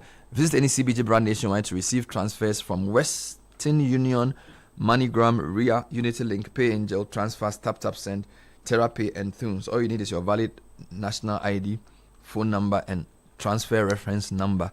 You can call CBG on 0302-216-000. That's 0302-216-000. If you're tired of Accra's hassle and traffic, take a quick escape to the cool, peaceful mountains of Ibri at Biposo Wellness. Whether it's for business or a weekend break or pure relaxation, Biposo gives you calm, comfort, and fresh mountain air. The perfect place to rest and reset, and it's only 30 minutes drive from Accra. Call 0200-557-699 or visit biposoresort.com to book today. At Locust Estates, where we believe every Ghanaian deserves comfort, dignity, and modern living. That's why we're building beautifully designed 3-bedroom townhouses, safe, secure, and community-focused with a clubhouse, gym, swimming pool, and 24 security. Call 0200-557-704. Visit locustestate.com today for more information. As Godfrey said, there's only one big story this weekend. Let me give you highlights of this weekend at Ayawasu East. So if you give television sets to people, what is wrong with it when you give things to people? This is the first time I'm gifting things to people. I have been, most of you who know me, know that every Christmas, every occasion, every instant, I have put down 2.5 million to give free loans to people. So if today you are giving, people are coming to vote and you are giving them something, you are not. It's not buying food. I speak. If you have listened to me, I say, look, if somebody gives you gifts, you can take it. But allowing that gift to influence your vote is what is wrong. It's not a gift. It's allowing that gift to influence your vote. Then it's wrong. By giving gifts all this week, you think that you can bring people together and give them water. It is not the item. It is the intention. You understand? And I don't think that I have gone around, I've spoken to them, I've met people. And that's why I'm still saying that I'm hope and trust that they will still reason with me and come along with me. More on this when we come back. We'll be finding out more around what happened on Saturday. Swift response from the NDC. The General Secretary issued a statement in the heat of Saturday condemning vote buying, instituting a probe into the matter. A 3-man committee has been set up and they are to finish their work tomorrow. So that's how serious the party is with this. Less than 24 hours after that, the majority in Parliament, in a statement jointly signed by all the regional caucus leaders, condemned the vote buying and asked for a rerun of the election. And the president also recalled Baba Jamal as ambassador or high commissioner to Nigeria. And essentially it's like the sharks are circling. Now, is it being made a scapegoat, or is this the right time for the Ghanaian political elite to make a definite statement about vote buying and moneycracy? So that's where we're going when we come back from the tech and social media trend segment. It's 8 o'clock. Let's bring you that segment now. So it's brought to us by Telecel and First Mobile, First Bank Ghana. Actually, First Bank Ghana has rolled out their First Mobile app, or the code 8*894# for quick banking. That will put your bank in your hand. You make real-time transactions with First Mobile or quick banking *894#. Secure, fast, convenient banking anytime, anywhere. It's what you get. Instant airtime data purchase, funds transfer to and from your Momo wallet, inter and intra-bank transfers, plus much more is what this app offers you. So go ahead and download the First Mobile app from the App Store or Play Store. Simply dial *894#. Follow the prompts, join thousands of customers, and join seamless banking. Details are here when you call 0596921921 First Solutions. Email firstsolutions@firstbankgroup.com. First Bank, you first. Edwin Kwakufi is joining us with the morning edition. Bonjour, monsieur. Bonjour. Ça va? Ça va très bien. Ça allait installer en French. Et vous? Gidi. No, seriously. Yeah. I used to take French. Pourquoi? Yeah. Parce que française, la langue, je t'aime.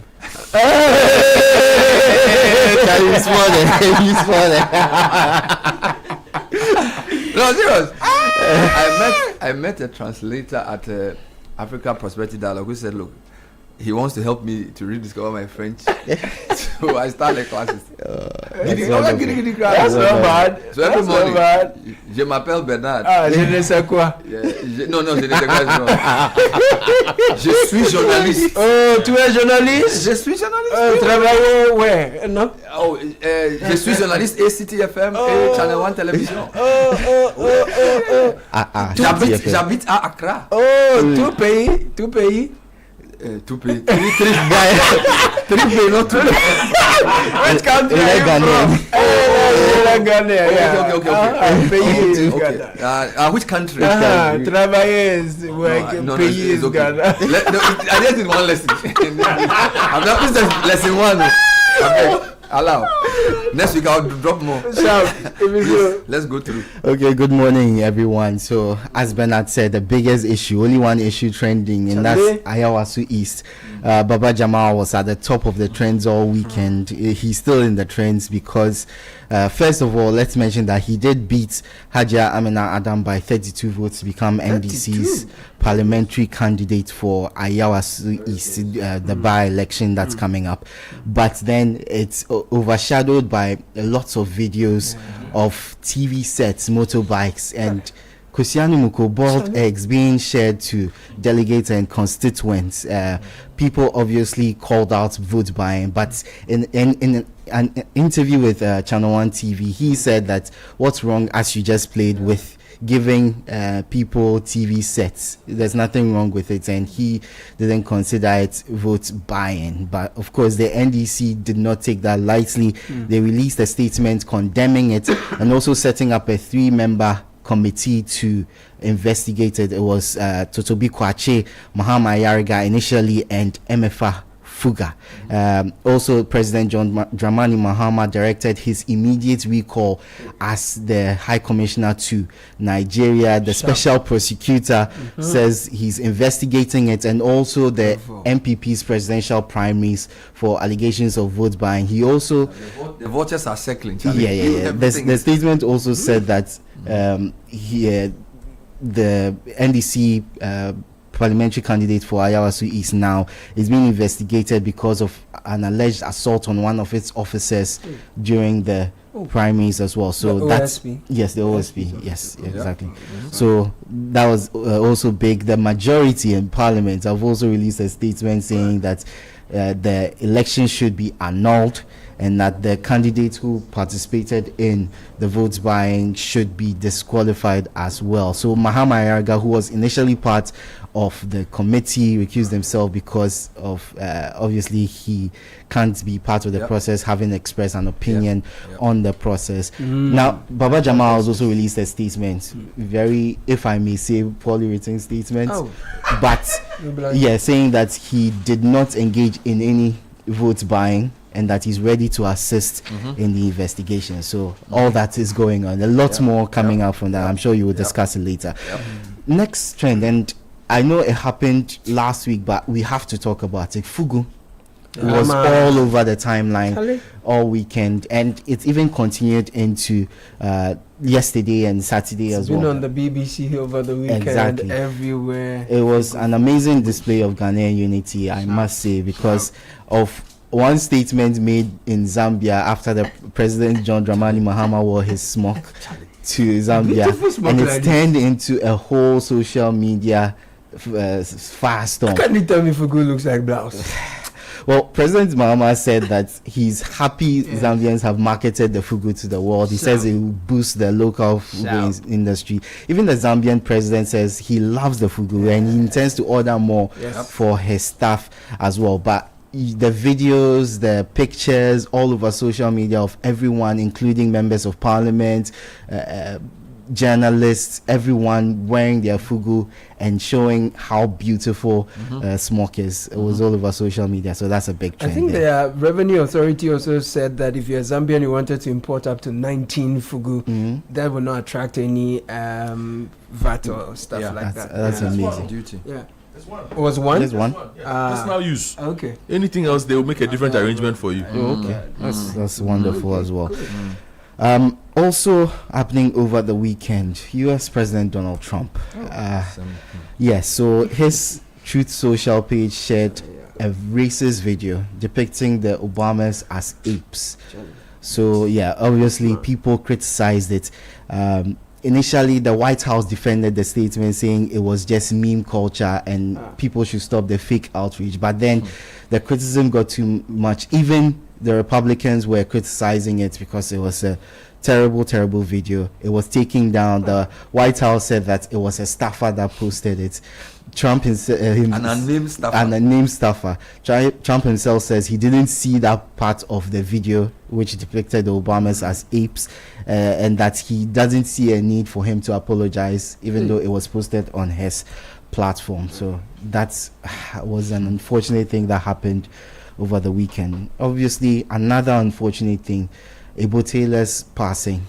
He's died at 90, and you've already done a pretty good tribute to him, by a wonderful musician who carried Ghana to the world, and we celebrate him. We're lucky to have had him on our platform a few years ago for him to perform at a program we organized. So we at least we had a first-hand interaction with him. So really, really solid musician by all standards, and he will certainly be missed. Definitely.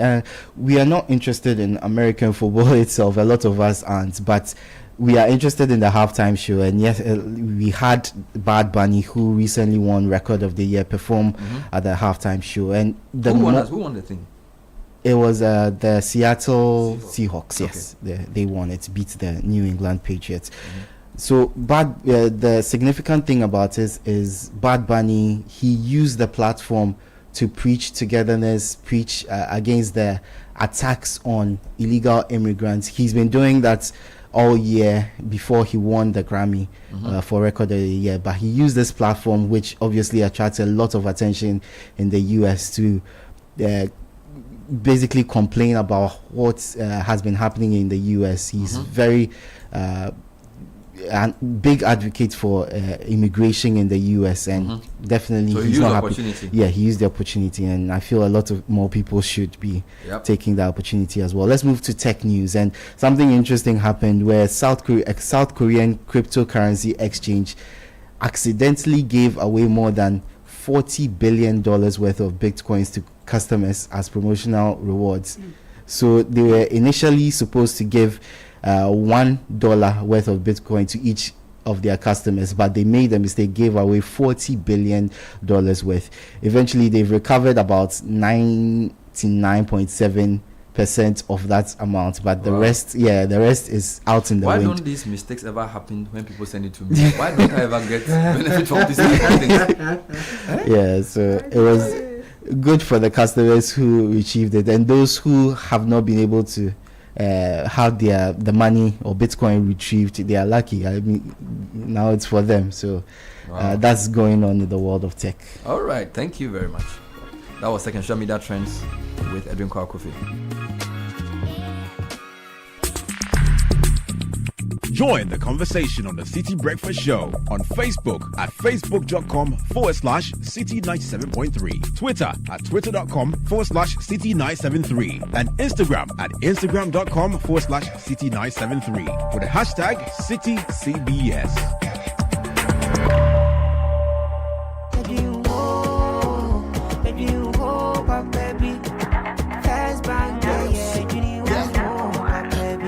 For a bank to rely on, let me give you a shoulder to lie on.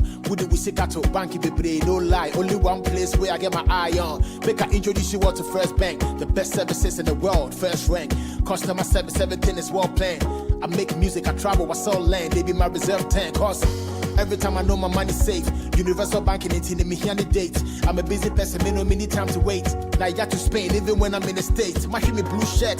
They tell me office a chilling, but who cares? Cause I bank with the best. I'm lucky, I'm too blessed. When it comes to first bank, it's too west. Everything is you first. Nobody feed you, I'm like us. Do I'm like us. First bank we treat you first. Treat you first. Somebody see yeah. Think about you first. Think about you first. You first. First Bank. You know how much moms always say too much of everything is bad? But there's one too much mom actually approves of. Telecel's Too Much Broadband Bundle. This season, all you have to do is buy the 150 Ghana Cedis Too Much Broadband Bundle in addition to your main broadband plan and get 150% bonus data. That's right. Simply buy the 150 Ghana Cedis Telecel Too Much Bundle in addition to your main broadband plan and receive 150% bonus data. Dial *900#, use the Telecel Play app or visit the Telecel website to buy now. Telecel. Connecting energies. It's the season of the Global Football Fiesta and all Ghana is lined up to celebrate. The exciting part, you could experience live action alongside other winners in the GCB Pack to Pack promo. Save, win, go! Yes, simply deposit and maintain 300 Ghana cedis or more in your GCB savings and current account and earn points. Save more, accumulate more points. Increase your chance to win Megagantuan prizes every month. TV sets, cookers, freezers, washing machines, and lots more. Plus the ultimate all expenses paid trip to experience global football. Yankee, here we come with GCB Pack to Pack promo. Save, win, go. Get in the game 1st December 2025 to April 2026. T's and C's apply. This promo is under the NLA Caritas Lottery platform. GCB, your bank for life. Are you clapping? Are you giving God the glory? Hallelujah! Every day you wake up shouting, my business is not moving. Customers are not coming. But look, my brother, my sister, who are you deceiving? Have you smiled today? Do you have the confidence to smile? Your face alone is chasing people away. Yeah! We all know that the problem is not a spiritual problem. The problem is a dental problem. She was saying, use Pepsodent charcoal toothpaste to remove yellow. Somebody shout amen. Craft your smile with Pepsodent charcoal. It removes stains and whitens teeth. This advert is FDA approved. Do you want to study or explore career opportunities abroad? Take your first step with IELTS from the British Council, the world's most trusted English language test for visa applications, universities, and other institutions. Book your test and get free access to IELTS Ready Premium, our top-rated preparation platform, including practice tests, video tutorials, study plans, and more, worth 1,750 cedis. Visit our website today to achieve your study and career goals with the British Council. Are you planning to relocate from your company, office, or house, whether across cities to another town or halfway around the country? You want a moving company you can depend on to get you there? Let me introduce you to Logistics Movers. We are here to help you every step of the way, from planning the move to unpacking the last box and settling into your office or home. We have the expertise, experience, and market understanding and offer fast, reliable, and professional transportation services in Ghana. Our main thrust is to successfully move your business, household items safely, on time, and hassle-free. You can call us on 0246 833 539 or 0244 342 465. You can also send us an email to info@logisticsmovers.com or check our website www.logisticsmovers.com. Why expose your company or household items to theft or damages when you are relocating if it's avoidable? Logistics Movers, we help you relocate.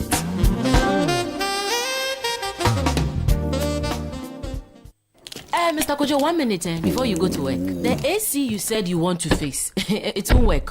Why? Because the electrician will come and chisel my wall. It will make my building weak. Wait, is that a puppy? No animals in my house, oh. Kojo knows all the challenges about renting. That was his reality until he discovered Republic Bank. With Republic Bank's flexible mortgage solutions, you can move from tenant to homeowner quickly. Imagine stepping into your own home, a place for your family to grow and create memories. Big up. Join the Republic Verse. Republic Bank, we're the one for you.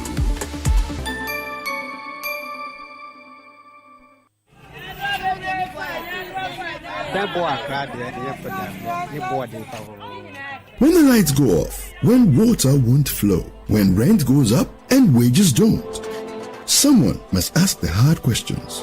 Someone must speak for the people who don't have microphones. That voice is the Citi Breakfast Show, holding power accountable, championing national development, reflecting the true state of Ghana. Weekday mornings on 97.3 Citi FM, the Citi Breakfast Show, your voice, your country. The Citi Breakfast Show on 97.3 Citi FM. This is the City Breakfast Show, the city's biggest conversation. Unleashing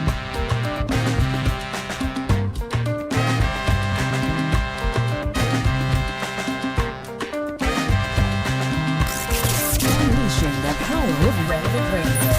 This is City. This is the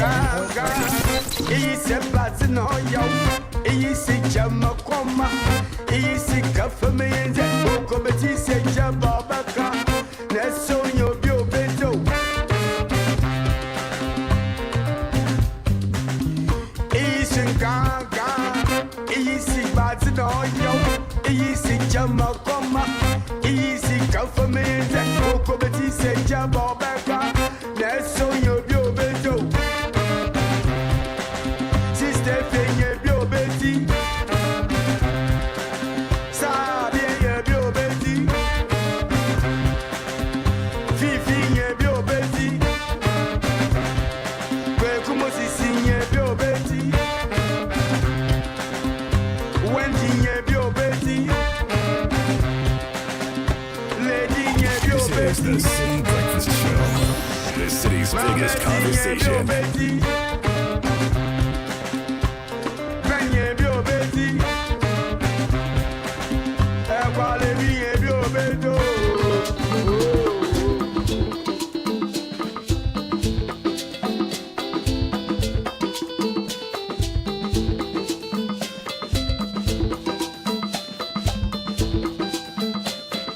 Minutes past 8, City Breakfast Show. Turning our attention shortly to Ayawasu East. Before we do that, your car takes care of you every day.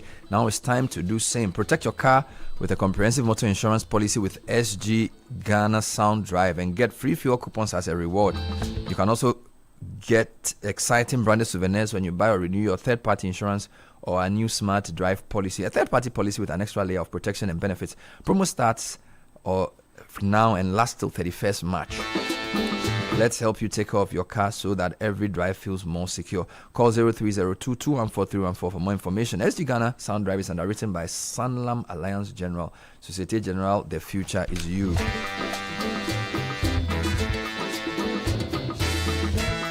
Give me two words that can ruin your day any day. Well, insufficient balance will come top. It's very annoying, right? But don't stress. With extra balance from Forms Capital, you can get a quick top up straight to your Momo wallet. Your overdraft limit keeps going up, and the best part is that the interest is only charged for the days the funds are used. It's fast, easy, and keeps you moving because Forms Capital believes in community impact and financial inclusion, so no wallet is left behind. Whether you're a trader, student, or parent, no matter who you are, you're deserving of financial access anytime, anywhere. So get your extra balance now.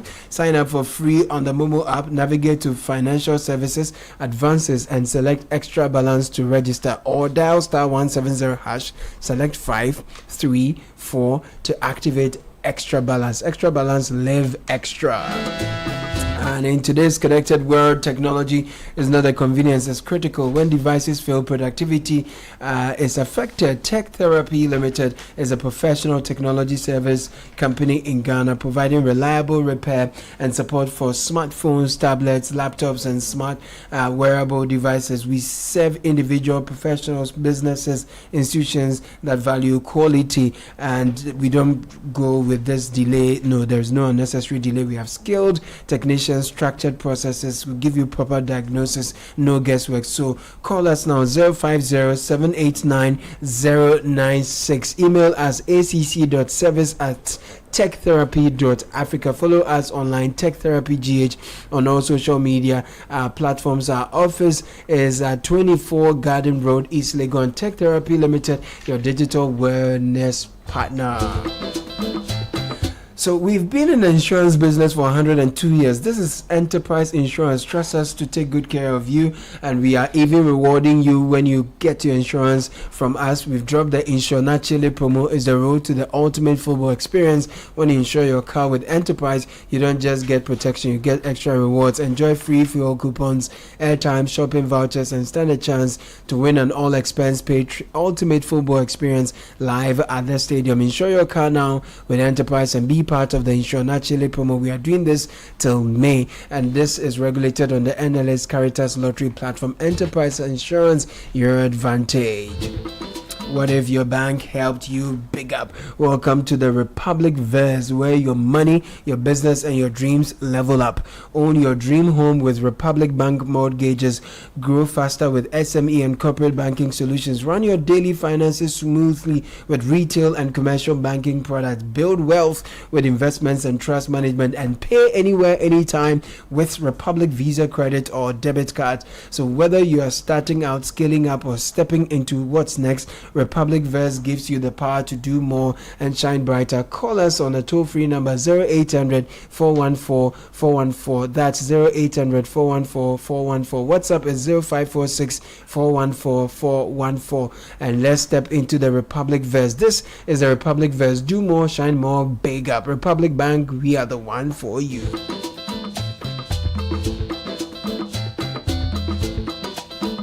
Meanwhile, the Minerals Income and Investment Fund, it reminds all active and duly licensed quarry operators, salt mining operators, limestone mining, and sand winners of their statutory obligation to pay mineral royalties in strict compliance with the law.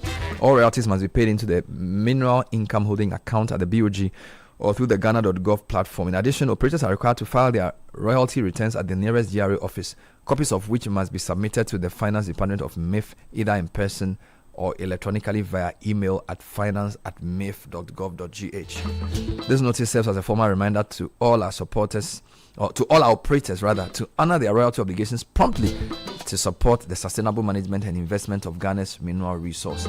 For further clarification or assistance, call MIF on 020-185-5660. Please take note and comply accordingly.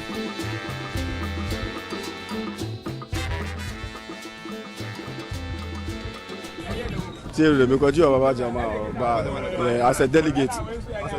Yeah. Oh, they be as a motivation to vote for. Once I say campaigning, I can campaign more as a delegate. And more of us to delegate. This is our time. We convert to as a delegate. But also we select the part. We say about my constituency. That's the main key. But him say, yeah, baby I vote share. But me to mention vote share. Until I go fear delegate and never for real. Fear delegate, that's a fear delegate there. Say that the war will be no. Say the will be so. 55 contestants in the more for Jubia. Oh, they be. And yes, over Jubia, but I was so Akumamono. Will be adding baby or for real. Me say me baby I want. I gave to the number Jubia. Oh, so would you because a motivational song. A motivational song. So the mouth that was so crazy. It's motivational. TV no na ebi no mama 50 million ebi no mama access pad kibo gari pad ye to aba ai ebi ma pad kibo gari kaba cafe entuma pofa ice chest emu bottle enti se baba jama so ama TV a enu nya news news. Ebi buy and son ebi swear de eba. But I na because so yes and as auto vote. Vote to the free to e no mo di sika eto. Enya baba jama na ebi sika toye. Free to te. Ebi buy e no mo di sika na ba ji ye. Enti sa na tie.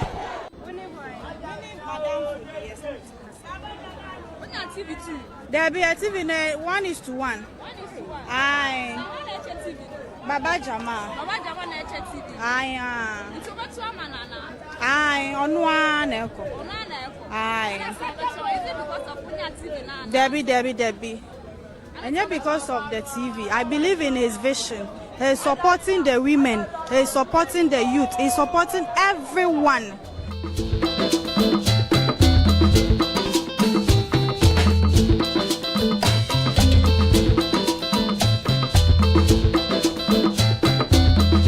So those were some delegates speaking to newsmen on Saturday during the Ayawasu East primaries of the NDC to elect a candidate for the by-election that's scheduled for March. The NDC party has issued a statement. Caleb has the statement. Yes, so 7th February 2026 is when it was released. NDC condemns the level of bribery in the Ayawasu East primaries and launches investigations. So the attention of the national executives of the NDC has been drawn to the widespread incidents of inducement and vote buying allegedly perpetrated by some aspirants at the primaries in the Ayawasu East constituency today.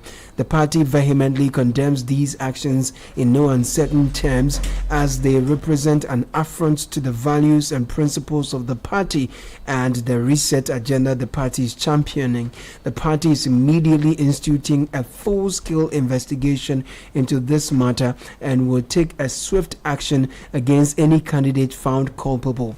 The party also wishes to make it clear that in the future more drastic sanctions would be taken, including possibly cancelling elections when such incidents come to the attention of the party. Signed, Honorable Fifi Fiavikwete, General Secretary of the National Democratic Congress NDC. And Bernard, on the 7th of February, the same day, the presidency released a statement signed by Felix Kwachio Fosu, spokesperson to the President, Minister for Government Communications, and it says, President recalls Ghana's High Commissioner to Nigeria.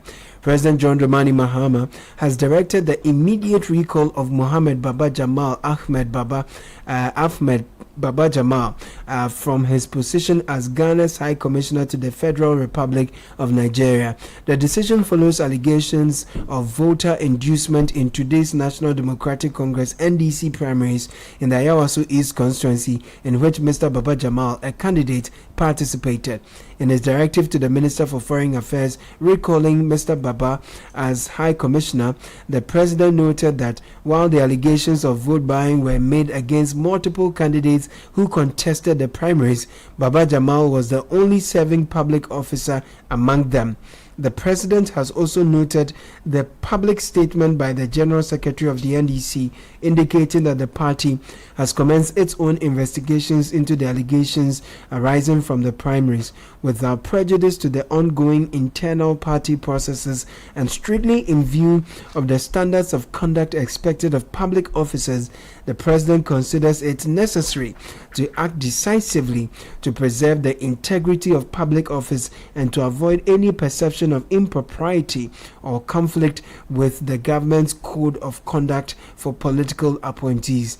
The recall takes effect immediately, and the Minister for Foreign Affairs has been directed to take the necessary administrative and diplomatic steps to give effect to this directive.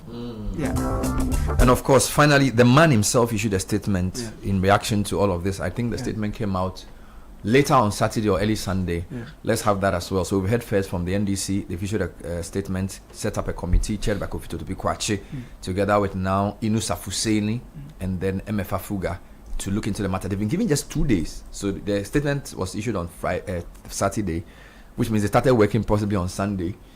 Today is Monday. They would probably do a full day of work and send their report out by tomorrow. What's Baba Jamal saying? So Press release. My attention has been drawn to a communique signed by the spokesperson to the President and Minister for Government Communication recalling me as High Commissioner to Nigeria based on an allegation of vote buying in the just ended parliamentary primaries in the East Ayawasu constituency. The statement referenced a similar statement issued by the General Secretary of our party, Fifi Fiavikwete, condemning the allegation and calling for an investigation into it. I wish to state categorically that I, Baba Jamal Muhammad Ahmed, have not. Hey. I have not, yes. Okay. Okay, sure.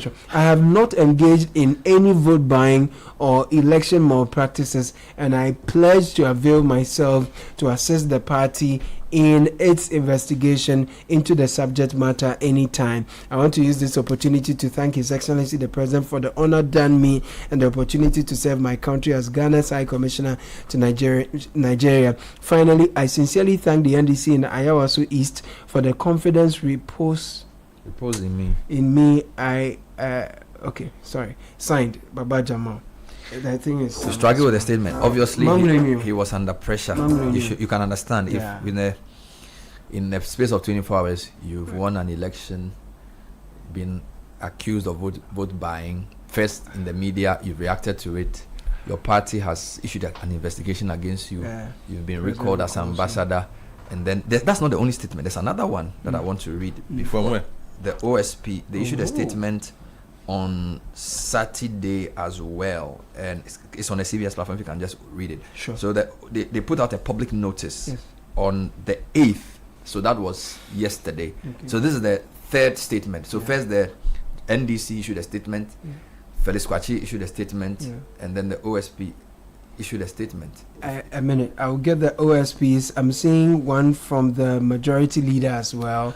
All right. Okay, you can do the majority leader's one first, then I'll do OSP. Oh, sure. So it says, in view of the position taken by the caucus of the NDC in Parliament regarding cancellation of the Ayawasu East primary, it has become untenable for me to serve on the investigation committee set up by the National Executive of the NDC. I have therefore notified the party that a suitable replacement should be appointed. Yes, so I actually feel that there's also the majority statement. Did they issue a statement? The majority. We can get the majority statement. Let me read the OSP statement for you. The Office of the Special Prosecutor has commenced investigations in respect of the MPP's presidential primaries conducted on January 31, 2026. On February 7, the OSP commenced real-time investigation in respect of the National Democratic Congress parliamentary primaries of the Ayawasu East constituency. The investigations focus on allegations of vote buying, vote selling, and the sources of funding of the alleged corrupt acts. During the conduct of the NDC parliamentary primaries at the Ayawasu East constituency on February 7, one of the candidates, Mohammed Baba Jamal Ahmed, allegedly abated thugs to physically attack an officer of the OSP who was serving an investigative directive on him in relation to vote buying and vote selling. Consequently, the OSP has opened further investigations into the assault of an authorized officer of the OSP in the performance of his functions in relation to Mohammed Baba Jamal Ahmed. The OSP reminds the public that the law prohibits corrupt acts in relation to public elections. It is a serious offense to engage in vote buying, vote selling, intimidation, threats of violence, and acts of violence in relation to elections. So this is an OSP statement issued on 8th February. What did the majority also say? Majority Caucus of Parliament, NDC Majority Caucus in Parliament calls for cancellation of Ayawasu East constituency primaries and disqualification of candidate I. 1. The members of the Majority Caucus of the National Democratic Congress NDC in Parliament has become aware of the widely circulated allegations of vote buying in the just concluded NDC parliamentary primary in the Ayawasu East constituency in the Greater Accra region. 2. The caucus wishes to strongly condemn these developments against the background of the agenda to reset the politics of this country. 3. After the extensive deliberations on the matter, the core leadership as well as the extended leadership of the caucus has resolved to communicate to the Functional Executive Committee of the National Democratic Congress as follows. I, that the primary of the NDC organized in the Ayawasu East constituency be annulled immediately. I, that any candidate who participated in the said primary and has been established to have engaged in this unethical conduct be banned from participating in the subsequent primary after annulment of decision. The NDC Majority Caucus remains committed to restoring integrity to our politics. Thank you. And signed, Mahama Ayariga, Majority Leader and Leader of Government Business. So we read 5 statements on this. I have the Director of Strategy, Research and Communication at the OSP for some thoughts on, of course, the statement they issued, and then on the broader issue of vote buying and the conduct of elections. Sami Daku is a lawyer. He's joining us. Sami, thanks for joining us. Good morning. Good morning. So it appears that a lot of people are interested in this issue because beyond the statement that your office issued, the majority in Parliament issued a statement, the NDC issued a statement, the government has issued a statement as well. So clearly, this is an issue of broad national concern. How did the OSP even get interested in this at all? Did you go there on the basis of hearing any rumors, or as part of your routine work when elections are going on, you observe how they are conducted?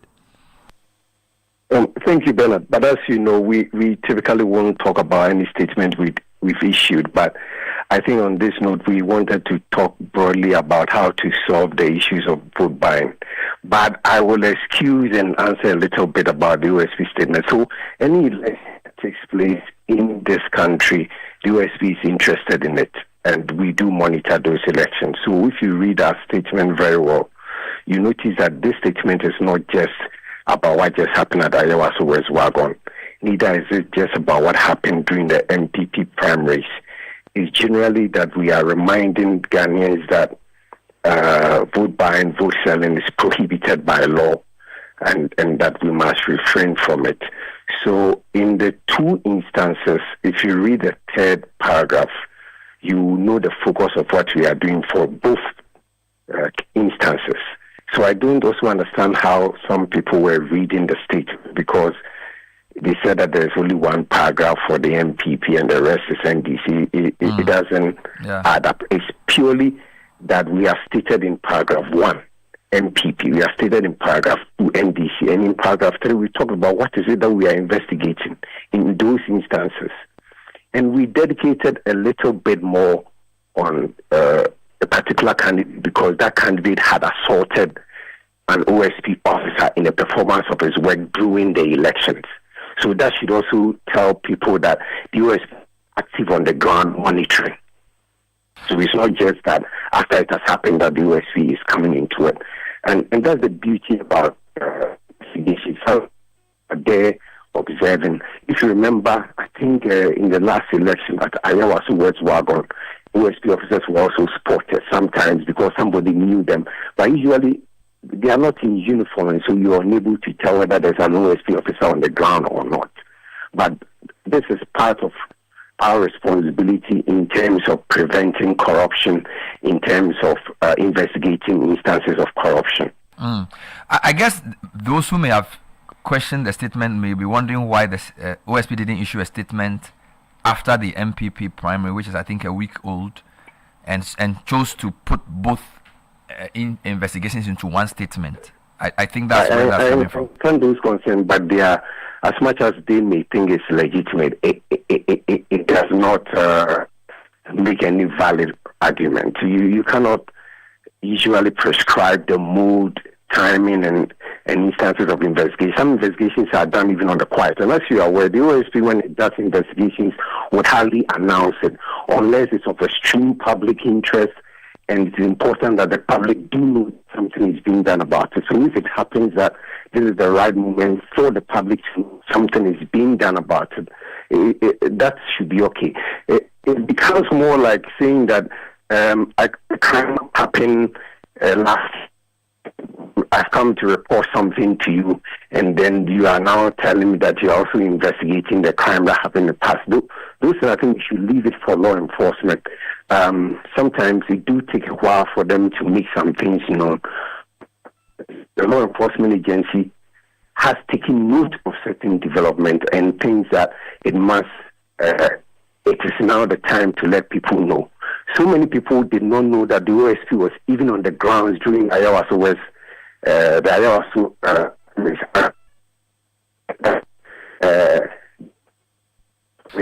Sami, we're having a bit of a challenge with the line, so if you may just reposition yourself. I'm sure it's the position of the phone, so that we can hear you clearly. So is it better now? Yes, so just repeat the previous paragraph. Well, I'm just saying that some people even didn't know that on the OSP was on the ground and that officers were assaulted in the performance of their work until the OSP announced, because several people had tagged the OSP and were calling that what's the OSP doing about it, but they did not know that the OSP was on until the statement came out. So sometimes things are being done behind the scenes, and sometimes important that you let people know, especially when there's a peaked public interest in a subject. All right. Can you clarify what real-time investigations actually means? Because I think the statement said you're doing real-time. So that means that it's not after the fact that in the course of the voting you were going to investigate. Yes, that's what it means. Was it prompted by any report you had, or is just your routine way of doing by election and primaries observation? Those interested in almost every election that has to do with public entities, and so it does take keen interest, and it has a way of monitoring such investigation, such activities, and then taking note of things that are happening. So yes, we do monitor elections physically, and sometimes also away from it. It all depends. Sometimes officers could be in danger, and so they may not have to be physically there and monitored from afar. Sometimes they have to be physically there and all that. But the point that we are making is that we do monitor such instances because of the mandate to prevent and because of the mandate to investigate. All right. So I noticed you say in paragraph 3 allegations of vote buying, vote selling, and the sources of funding. Two things. Can you explain what these things actually mean? And can you also confirm if these three apply to both the MPP presidential primary and then the NDC parliamentary primary? Yes, I think we've said this, but let me repeat. As I said, the OSP has put out this information. What's important is the fact that we have taken the opportunity to remind the public that the law prohibits corrupt acts in relation to public elections. And we have also told the public that we are looking into two different cases. Or not just we are looking into, we've been looking into a particular case, and then we're also looking into another case, which is that we are looking into the just ended primaries of the New Patriotic Party, and we are also investigating that of the Ayawasu West, Ayawasu East constituency. Yes. And then the focus of the investigation is to look into allegations of vote buying, vote selling, and then sources of funding. So when we say vote buying, is there a working definition in our laws for that? Same for vote selling. So when you say vote buying and vote selling, they are remnants of corruption. That's all. It means that the delegate or the voter who decides that I will allow myself to be bought will be vote selling, and then the vote buying will be the one who is inducing the delegate. And of course, sources of funding, vote is going into the sort of money that were used in doing that. The reason I ask this, you studied law and I studied economics. So when you say something is being bought in economics, it may be different from when something is being bought in law. Because in economics, there's demand, there's supply, there's intention, which are all essential components of a transaction. So that's what I want to understand. When the legal person says somebody is doing vote buying, what must be established generally for vote buying to have been seen to occur from a legal point of view? Yes, it means bribery. We are basically talking about bribery. Bribery is a two-way, it's not just a one-way. And it means we are also talking about inducement, influencing someone. So if you read, say, I'm just using as an instance, if you read PNDC Law 284, which kind of expands a bit more about what may constitute bribery in an election, it talks about gift, giving someone a gift before, during, and after, giving somebody valuable consideration such as money for transport, and then even entertaining somebody, giving someone meat, giving someone drink, is all defined as bribery, because the end goal is whether you are doing that to influence a person. That's why it says that before, during, and after. And some of these instances in law becomes more of circumstantial, because in reality, nobody will actually say, take this and vote for me. It's hard for you to come by such a hard evidence most of the time. So we usually say circumstantial. That let me take the case of the Jesu Jabbing in Ashanti region, for instance.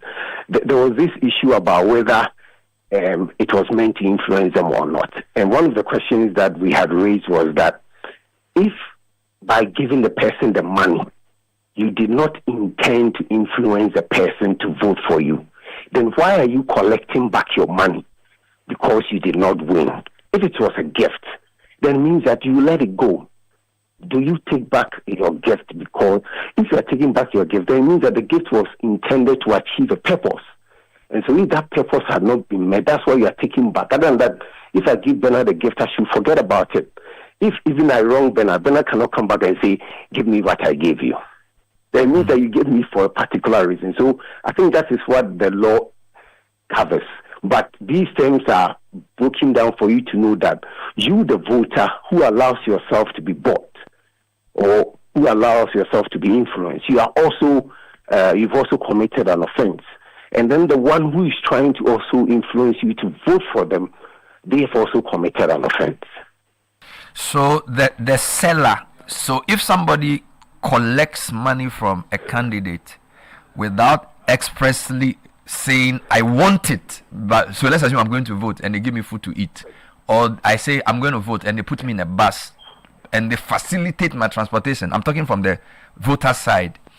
What do you need to see to establish culpability in vote selling? Because again, in our discourse, vote buying is a more common expression, but I noticed that in the statement you say you're also investigating vote selling. So what do you need to see to establish that a voter is actually selling his vote? Well, I think we call it a case-by-case basis, and then it's determined from the facts of the case. Evidence will show whether the intention was that you actually were allowing yourself or you were even demanding. If you've seen footages in the past, there have been several footages, and in the past we had declared certain people wanted because they were bold enough to be on television to say that they were demanding for this amount before they would go and vote. That will mean this will be more express. Sometimes it is not express, but from the conduct of the person, the facts will show that the person was actually intending to sell. Interesting. So it will be fact by fact cases. Yes. We have various video clips we have in our possession or we've seen which are interesting. For example, on the MPP side, a woman said she only knows 3 candidates because the other 2 didn't give them anything. And then that they took from all 3. She mentioned the names of the 3. And then she said, and then they asked her whether you will vote for one person on the basis of the vote. So as for the voting, she will decide. But she took from the 3 and the other 2 there, she doesn't know them. But for who she will vote for, she won't say. Okay. Then on the NDC side as well, we heard people say, we've taken television, we've taken this or that. They didn't explicitly say, I will vote on the basis of that. But they all admit that the person gave and I took. So when you come to things like treating and inducement, generally, I just want to see how you people think in the law courts and also in the OSP's department from the giver side. If all 3 have given things to people, all right, and the voter is saying, I will vote for who I want, can you still press a case of vote buying, or must the vote buying result in an action of voting for the person before you can establish it? Not necessarily. That's why I'm saying that the facts of the case will determine what the prosecutor will do. Sometimes some people will not be prosecuted. They may be used as prosecution witness because it's easier to prove, let's say, buying of the vote than selling. So the facts of the case will determine all these things, and they are done when all the evidence are pieced together. That's when the prosecutor will then make a decision as to whether I'm going to use this as a witness, or in this case it's so clear and straight to the point, so I'm able to establish all the elements of the offense. But I cannot on air right now sort of give you the entire scenario, but I can give you a scenario of, that's why I give you that of the video that a woman was saying that it's our time to eat. Because when we vote for them and they go back, we don't get any direct benefit from them. And so I want to get my pound of the national cake now. In that sense, for me, it's very explicit, where the person is now showing real intention that they want to sell their votes, or that their votes are for sale. But on the other side, you can look at whether there is more stronger evidence to show that the candidate was indeed trying to induce or influence the voter to vote for them. People, and that is the problem sometimes, investigators and prosecutors do have with even media coverage. Because sometimes media may cover these stories and get certain sound bites, but there are certain important ingredients that your journalist asks the voter or the candidate. And so you have these short videos that some are not able to do the real job for you, so you need to go extra mile to get a lot more other evidence. But in the eyes of the public, the person has said ABCD, and so it's enough for prosecution. Sometimes it's not. Even in the Kumasi case, the Kumasi High Court, the Ayawasu East, and when we had produced before a law court a number of things. One, a tip from the candidate demanding for a return of the monies they paid to them. Two, a confession statement when he was first arrested by the police, where he indeed confesses that, yes, I gave these people money to even vote for me. Of course, subsequent statement, he changed his mind. But in law, when someone changes his mind after our original statement, he's seen not to be a credible witness.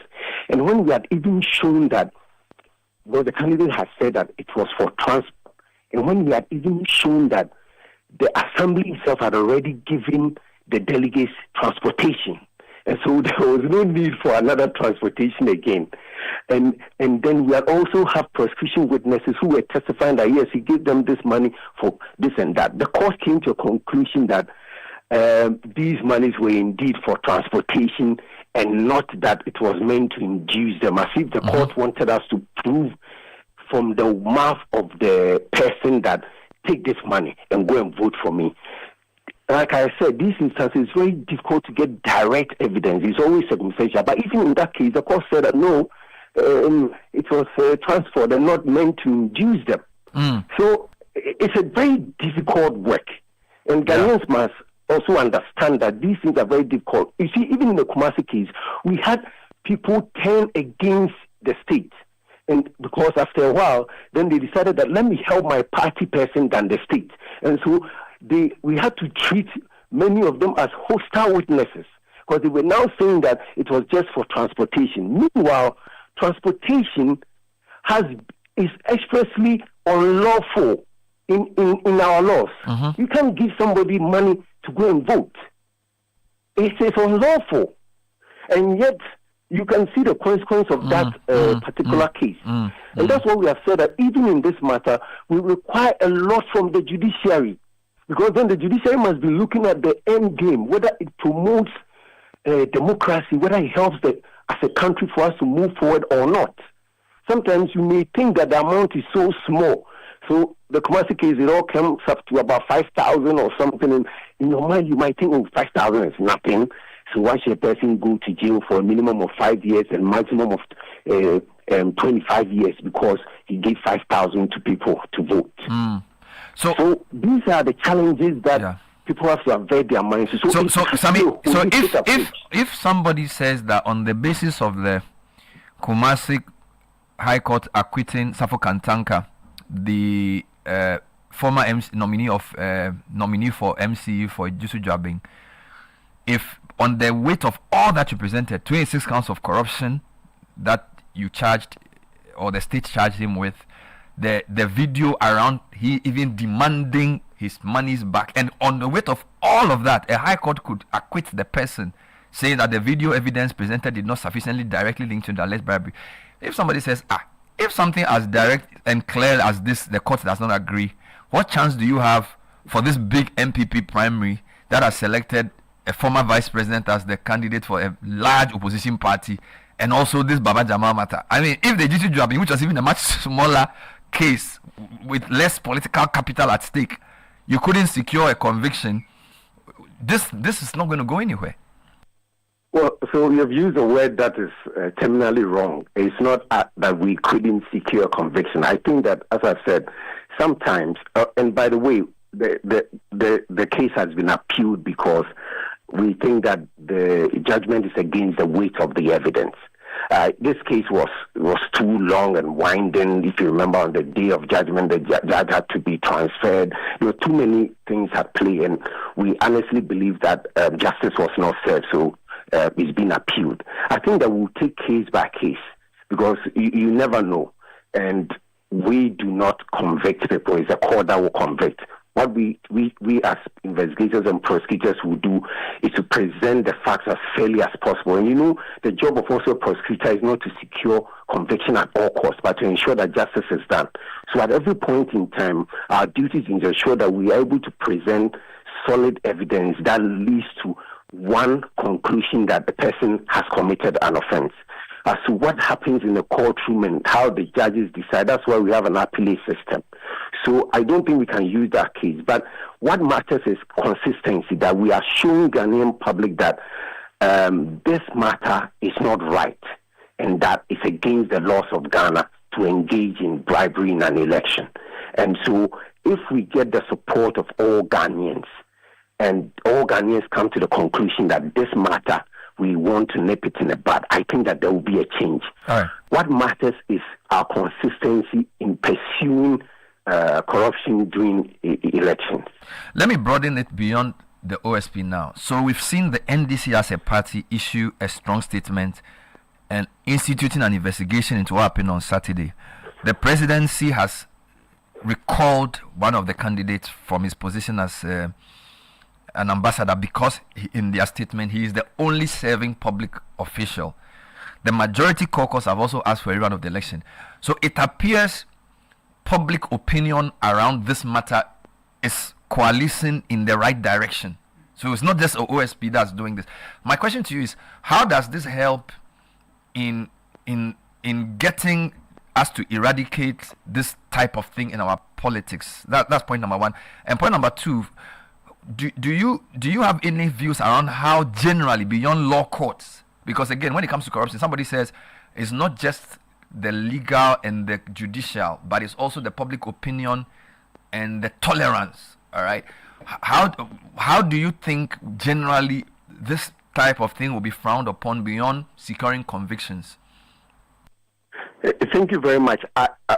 What has happened so far, in my personal view, is commendable. It fosters a good atmosphere even for the law enforcement and the judicial system to be alive and do its work. So not denying it, but accepting that a wrong has happened and that we want to go into it on the surface of it is a very good principle. And I think that it must be emulated. Often you do find that the politicians and the political parties are very quick to want to deny that anything of that sort has happened, even in the midst of quasi evidence all over the place. So that, I would say, is a very good attempt, and it will help our democracy. The second issue, and here maybe let me digress a little bit. So in my studies at Oxford, there's something called public sector anti-corruption turnaround, where we were studying how to nip corruption in the public sector. But there was a specific project that I was involved in which had to do with vote buying and selling in Africa. And there was a team, some from Kenya, Nigeria, and Ghana, and we were trying to solve this issue about vote buying. And our experiment was funny because we have said that when you take a look at our laws prohibit gifts, transport, and all these things. And yet, for a long time, since 1992, in Ghana's case, the excuse that the politicians have always given is that, it's for transport, it's a gift. But meanwhile, these things have been prohibited by law. But since 1992, we have accepted it. And it's become a subculture or a sub-law. I don't even know how to call it. It's like that people are able to boldly and publicly say it's a gift. It is transportation. So when we were looking at it, we said, okay, if the excuse they will be given is that it's a transportation, it's a gift, then how about a certain approach where all the candidates and the political party will contribute some money? So let's say if there are 5 candidates, 5 of them will contribute, say, 200 cedis each. Then the political party will say they also contribute, let's say, 1,000. Then we will put them together. So that will be, say, 2,000. And then that money will then be given to the Electoral Commission so that on the day that the person casts the vote, that person gets the 2,000 and then goes away. That, in the view, will bring what we call a level playing field for all the candidates so that now the voter will now decide which of them is the best or who among them is the one I like that I want to vote for. But then the other question was that, but these candidates, they dwell on how much you can give to get an advantage. So they are not going to subscribe to even this principle if you want to say formalize transportation. That means that you need to repeal the laws so that the laws will no longer prohibit transportation. So in your view, this requires the political parties to take center stage in organizing whether it is transportation or food or whatever. That the candidates should not have any direct involvement in that. Well, our research so far also shows that the political parties indeed give transportation, what is even against the law, but they still give transportation. And it's against the law. It's against which law? So if a political party decides that... So hold on. So for example, if somebody is going to travel 30 kilometers from a rural area to go and vote, and its general secretary or national organizer puts them in a bus to convey them to their voting center, you are saying it's against the law? This is not... And the national organizer is not part of the election, like an internal election. And he's organizing transportation. How is that against the law? I understand you. I'm just going by PNDC law 284. If you go straightly by the law is against transporting candidates. Not candidates. You mean voters? Voters. So any attempt, that's why I'm saying that we can go around it and say, okay, we as a political party have come together and say we are transporting somebody. So in that sense, you are saying that we have disabled the law, which is that the law is saying that if a candidate gives transport somebody or gives the person food, so then it will apply that if the political party itself is doing, then it is not the candidate, and so we have disabled the law. In that angle, maybe I may agree with you that it is not coming from the candidate, but it's coming from the political party. Then in that sense, there's no advantage by a candidate. But the intent of what I was saying was that candidates transporting people and then tagging it as transport or as a gift is against the law, right? And so that's why I said that the experiment will be that if then the candidates are allowed to contribute in addition to that of the political party, and it's given to, say, the Electoral Commission. But then the issue about trust also comes in. Somebody will say, I don't trust, say, the Electoral Commission, or I don't trust even the party. And that what they are doing, they are going to favor one candidate over the other, although all of us contributed. But these things I'm saying will require that then we fundamentally have to amend our laws to then accommodate these things. If the broader majority of Ghanaians think that giving money as transport by candidates to voters, it shouldn't be an offense.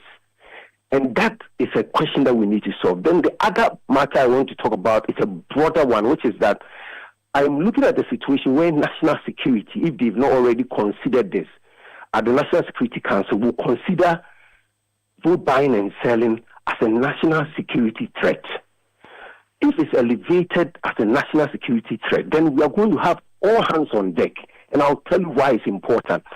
typically we have seen that even during elections, the Ayawasu, people are sharing things, and yet there are police officers there, maybe there are fire service officials there. Even in the Ayawasu West wagon, there were, I think, prison officers who I've forgotten which law enforcement agency that were in the queue that were accepting gifts from a candidate. But if this is raised to the level of a national security threat, then it means that security agencies are then roped in, so that when they see an offense being committed, they will not say it's not part of my job, and so I'm here to only maintain law and order.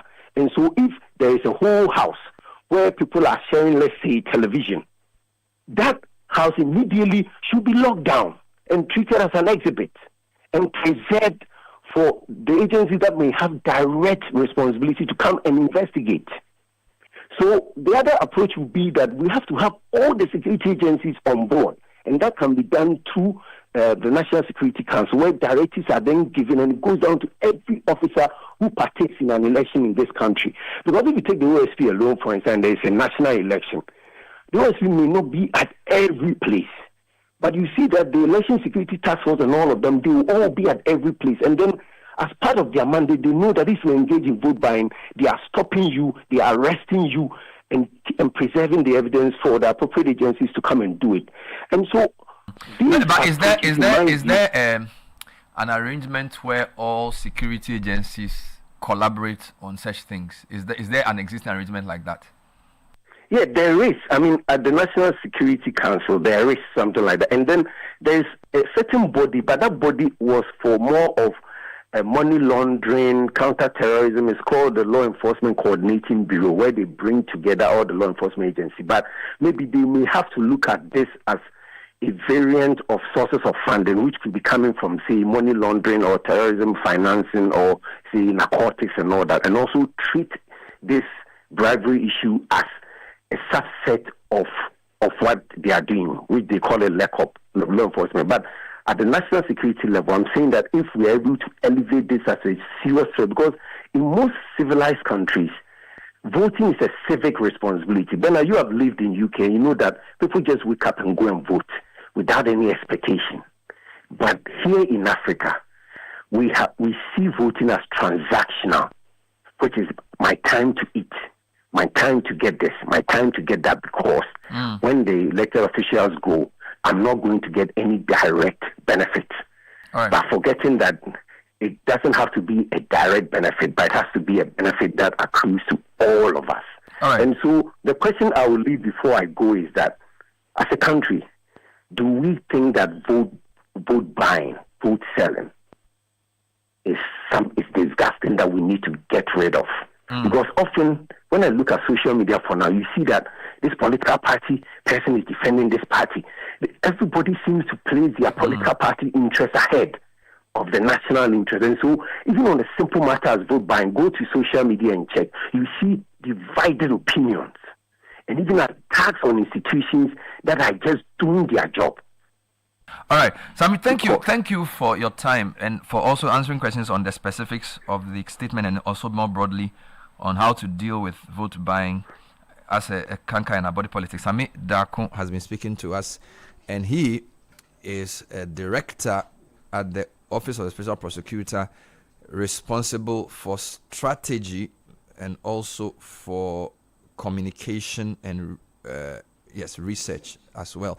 Time is 8 minutes past 9. Bernard, he referenced the PNDC Law 284. Part 5 of that states the election offenses. I could take you through very shortly. So first it says registration offenses, offenses relating to nomination papers and the ballot, unauthorized voting, offenses by election officers, requirement of secrecy, personation, bribery, treating, undue influence, interference with electioneering activities of other persons. Can you elaborate on the treating and the undue influence? Because I think those are the two. Yes, that's what apply more closely to what we are dealing with. So what, do they define what treating is? No, it's not defined here. I have it. Okay, hold on. I have something here. Where thank you, lawyer friend of mine who says Albert. He says a person commits the offense of treating if this is 34 PNDC law 28434. Okay.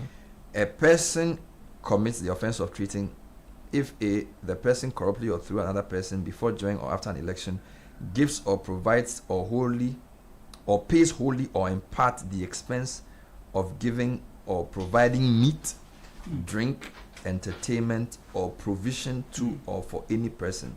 Roman I, for the purpose of corruptly influencing that other person or another person to vote or to refrain from voting. Yeah. Or Roman 2, on account of that other person or another person having voted or refrained from voting or being about to vote.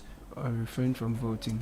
And then B, the person commits the offense of treating if that person corruptly accepts or takes meat, drink, entertainment, or provision. And I think provision covers transportation. Yeah. Offered in the circumstances for the purposes mentioned in paragraph A. And then there's undue influence. Yeah. A person commits the offense of undue influence if that person, directly or indirectly or through another person acting on that person's behalf, makes use of or threatens to make use of force, violence, or restraint, or inflicts or threatens to inflict on another person a temporal or spiritual injury, damage, or harm or loss in order to induce or compel that person to vote or refrain from voting, or on account of that person having voted or refrained from voting, or B, by abduction, duress, or a fraudulent method that person impedes or prevents the free exercise of franchise of a voter. Yeah. You know, we are using English to try and describe behavior we all see and can describe. It's not very easy.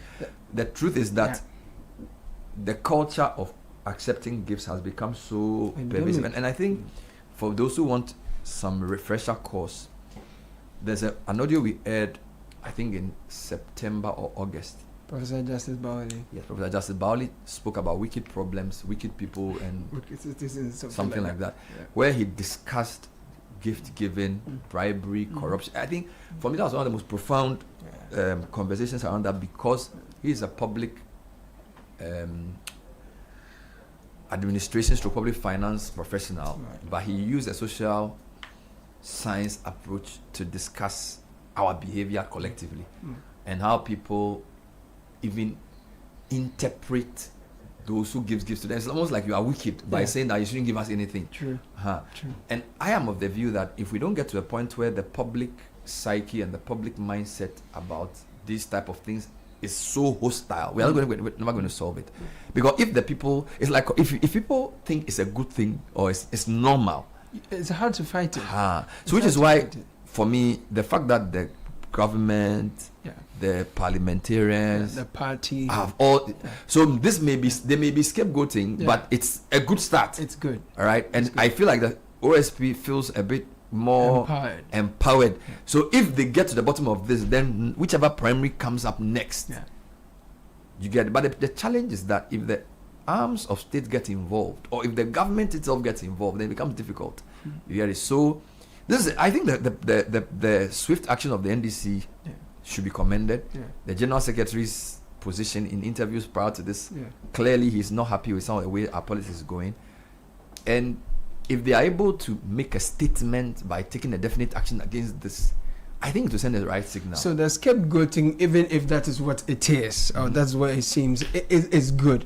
You can always start from somewhere and then build on that. And I think one thing we can do in addition to the law, because the law doesn't always help deal with these things, is for it to become a competition amongst the parties. Because if this party manages to punish this and everyone knows that, oh, they are trying, they are doing something, and it becomes a standard or a precedent for the rest of the MPs to try to avoid, then it's something that others will try to do. So even if you're doing it, you won't be as brazen about it, or go do it and come back and tell us in the media, in interviews, that, oh, we have no hand in this. There are two dangers the party faces: internal insurrection, and also the disharmony within the constituency.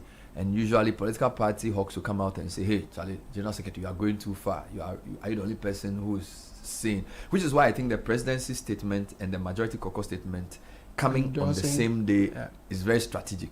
All right.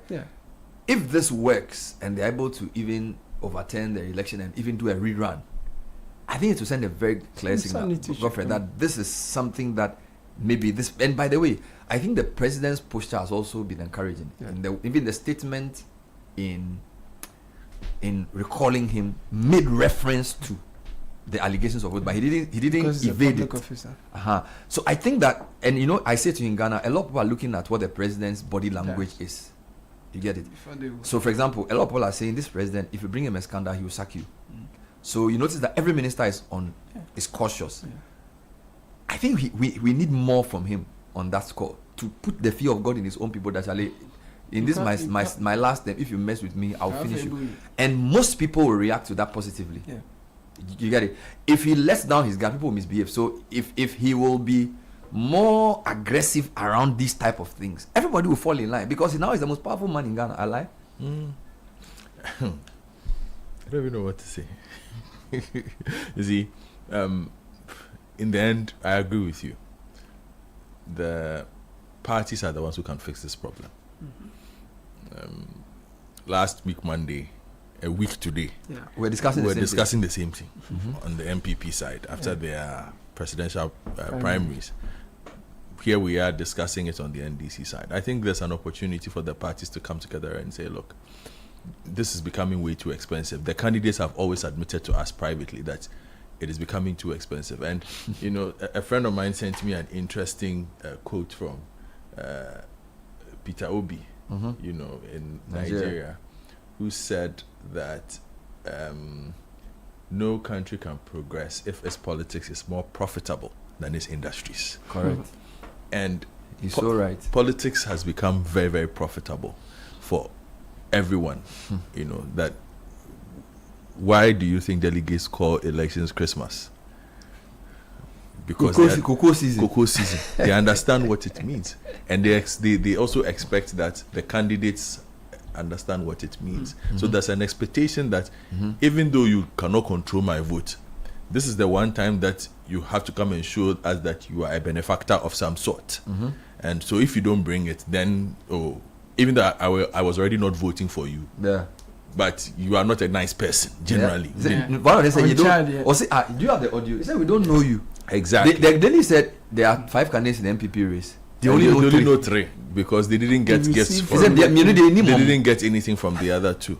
I also think we need the EC to step up a bit. You know, that conversation on party financing, on candidate financing, if the EC tightens that belt and the parties enforce it, it gives us an opportunity to know that, look, candidate A, who has 190,000 Ghana cedis at the bank and who is expected to spend 75,000 at the Ayawasu East primaries, cannot give away televisions because he has to explain how he's giving away 900 televisions or he's giving away 400 television sets. Where did you get them from? Because there'll also be a threshold. Who's giving out ice chest? Who's giving out 1,000 Ghana cedis per person?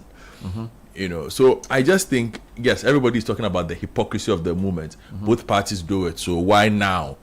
But the thing is this, people are stealing every day, but we just want to catch one thief to set an example. I wanted to listen to what a lady delegate said last 2 weeks during the MPP one, just to give you some sense of how they think. This is what she told, and this was live, broad daylight camera, not like in secret or anything.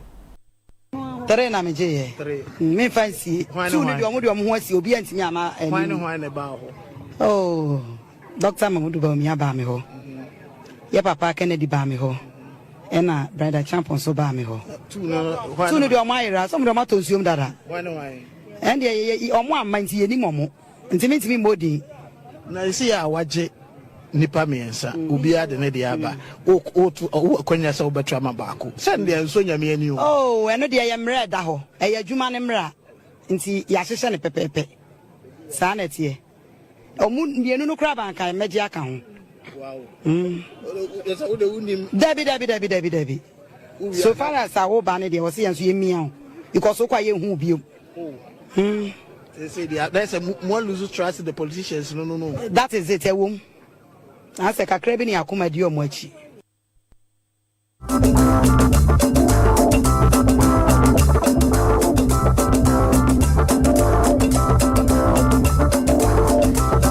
So a delegate, I see a name too, no? We don't know the two. So we all admit that this is not new, and we also all feel that maybe they are making a scapegoat of Baba Jamal Not just him. They should make a scapegoat out of all every the 5 candidates. You see, yes. What I don't want this to become is a focusing on Baba Jamal. It is clear he gave the TVs. He admitted to it. He said he did. It is also clear Hajia Adam gave out gifts. Yeah. It is very clear Alhaji Rami gave gifts. Yeah. All of them gave gifts. Yeah. At least 3 of them. At least 3 or 4 of them gave gifts. So whoever it is that they will touch, let them touch. From the Kusiani Meko to whatever, whoever will become a victim of this, you can become the first victim, and then we can clean out the system based on that. Yeah. As to whether we will definitely clean out the system, like I said, I think we need the EC. I heard Sami. I hope they keep the work going. I'm not very hopeful. That because in the end, you are not in the ballot box, in the voting booth with me. I have a common sense approach to this. Yes, you are accusing me of vote buying or selling, but did you see how I voted? Yeah. That is the ultimate in my estimate. I don't know. There might be a way to explain it, but in the end, I guess the question will be: did you see how I voted? If I tell you I didn't vote, what will you do to me? You are talking from the vote seller side, but from the vote buyer side. If you give the person something, because the law is very clear, don't give them anything. So once you give them something, you are not let. I understand that it will be more difficult to prove the vote selling side. That's what I'm saying. But the vote buying one, but then I feel on the vote buying and vote selling, the demand and supply play a role. Because the politicians say that the people are demanding the thing, and the people too say that people when we vote for them, we don't see them again. So that's why we demand it, or that's why if you don't give us, we won't vote. So if there's no demand, there will be no supply. But you have to cut off the supply somehow, because you can't stop the demand. People should just do their jobs. And look, finally on there isn't Baba Jamal is the big name on this list. Yeah. Okay, but like I said, everybody. But I think he miscalculated one thing. I still, and last week I discussed this with you, do not understand how any politician handed the High Commissionership of Nigeria sits down and thinks that going to Parliament is a much bigger job than that one. It leads me to think, what was the conversation that was had between Baba Jamal and the presidency when he was given that appointment? Because it means he's never valued that job. Well, to be fair, when Sami Yafi interviewed him, he said, I'm just because you use the word bigger. He said to Sami Yafi that he wants to serve. Yes, he said he didn't. Sami Yafi used the exact same expression you used. That why are you leaving this big position? And he said he doesn't see political. And I'm paraphrasing. The ambassadorial role. No, he says I'm not in politics for what is big or what is small. Why did he accept the job? Because the president gave it to him. No. But then he said no. He said an opportunity came. My understanding of what he said was that the president gave me a job as a high commissioner and I liked the job. But I tried to run for Ayawasu East and I lost. So when the man died, unfortunately, he said he believed that another opportunity has come for him to do what he really, really wanted to do. So why didn't he resign and come and That's a legitimate question. You see, that's you take leave and come and contest. If you win, but then the law say that the law say that you have to resign. No, I am just simply saying that in my thinking last week, and I made this the day he announced his candidature, he should have been then. That is the day the president should have recalled him. Possibly. Not even after this. Yes, that is the day he announced. Is the day, because it means he has repudiated. He's sort of, because you cannot be a diplomat and an MP of that level at the same time. And I must insist, people tend to look down on Nigeria there. Let me repeat this. And social media, look, I went to Lesiad. She went to Lesiad. Talk to me about Nigeria. Career foreign service officers. That is a job they want on their CV. It's a big one. And it is not a Ghana thing. An American foreign service officer who is coming up wants to go to Nigeria. Of course. Because it means that from there, the person is rising. Yeah. The Russian wants to go to Nigeria, you will rise. China, the same. China, Brazil, India. There are certain posts it's a very big post. But that's because we are appointing politicians as high and that is the point I am coming to. He's a politician. That's why I'm saying that there are certain jobs that if he understood, he's a politician. That is why he doesn't understand the value. Which is why I've made the point that there are certain jobs that shouldn't go to politicians in the first place. You must understand what it is, which is why some of the jobs have been pretty unsuccessful, because they go there with the mindset of a politician rather than a diplomat. And so they just go and sit there and enjoy themselves. After 4 years, they come back. It's a reward. So they actually never are able to maximize, and that is what this is. So for me, outside of all this, I'm just quite disappointed from a professional perspective that somebody is given the high commissionership of Nigeria, of all places, and tends to think that I think it's a top 5 post. Yes, it is. Serving in Parliament as an MP is far more important at this point. But don't forget that. It's personal. It's personal for him. Let me remind you. Don't forget that serving in Parliament is also the quickest route to becoming a minister in Ghana.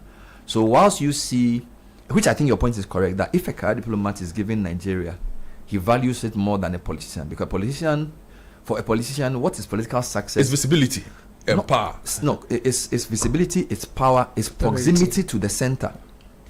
Okay, so if you are a MP in a stronghold of a political party, you are more likely to be given a minister job than if you are from a periphery. So if you look at the ministers who have been appointed, they are mostly from strongholds. Now in Accra, Nima is a stronghold of the Ayawasus, of the 4 Ayawasus. So if you become MP for Ayawasu East, you can make a strong case for a ministerial position. It's about 60. Mbaba Jama is an experienced politician. So for me, I think your point around so maybe the original sin was appointing him. I might be politically naive because Nigeria. No, you're not naive. You have a point. If you appointed a career diplomat for Nigeria, he'll be extremely happy. But because Nigeria's volatility and importance to Ghana, maybe the president also wanted somebody with a bit of political clout. Yes, and Baba Jamal is a very experienced politician. And maybe the president somebody who's a bit hard, because you see the difference between career diplomats and a politician is that there are things you can use to intimidate a career diplomat, you can use to intimidate a politician. Right. So if Baba Jamal is your rep in Nigeria, you also know that because of where he's come from and how he knows you, nobody's going to push him around. So I feel like sometimes we need to cut these politicians some slack. Because see, a diplomat at the end of the day is working to represent you in a place. So sometimes you need so when they are both, it's nice, like Victor Smith, right? He can do the diplomacy, he can also do the politics. Mix it up. But not everybody has those skill sets. I'm saying this is a personal disappointment. I'm just saying. Yeah. Anyway, I wish him well. But we have good news. When we come back, more people are joining the Heritage Caravan. And we're going to talk to you about that and more. Stay with us. This is the City Breakfast Show, the city's biggest conversation.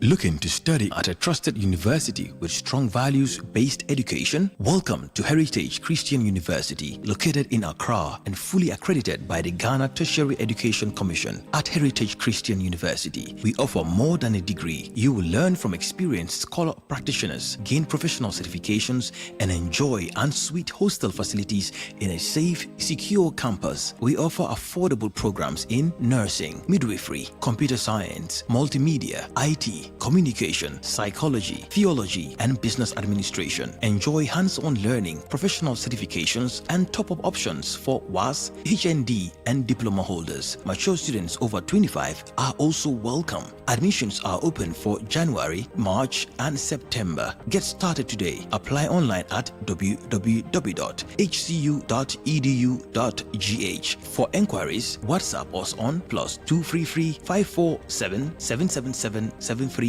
or +233 202 298 399. Is there anything better than winning a bet? Well, with Betway's world first bet influencer feature, there is now. When you place a bet with Betway, you will generate a unique code. By sharing these codes, you will earn 4% of every wager in cash. And when word starts spreading, the returns start rising. No matter the outcome, you can score big. It's easy to create your own codes. Choose your favorite teams and send to your friends anytime, anywhere. So, what are you waiting for? Start betting, sharing, and winning with Bet Influencer. Brought to you by Betway. Terms and conditions apply. Regulated by the Gaming Commission of Ghana. No under 18. Bet the responsible way. Betway. Get way more. Hey! Menasini Ella! The thrill is back! The hunt for the ultimate treasure returns with Camel Antiseptic Liquid. Buy any bottle, scratch the panel, and text the code to 1393. Buy more, find all 5 Camel letters, and be the winner of the 100,000 Ghana Cedis grand prize, plus amazing rewards from airtime, weekly cash, and monthly shopping spree. So, keep playing, and keep winning. Because Asante Ankasa. Promo ends 15th February 2026. Terms and conditions apply. Keep out of reach of children. This promo is run in collaboration with the NLA on the Caritas Lottery platform. This advert is FDA approved.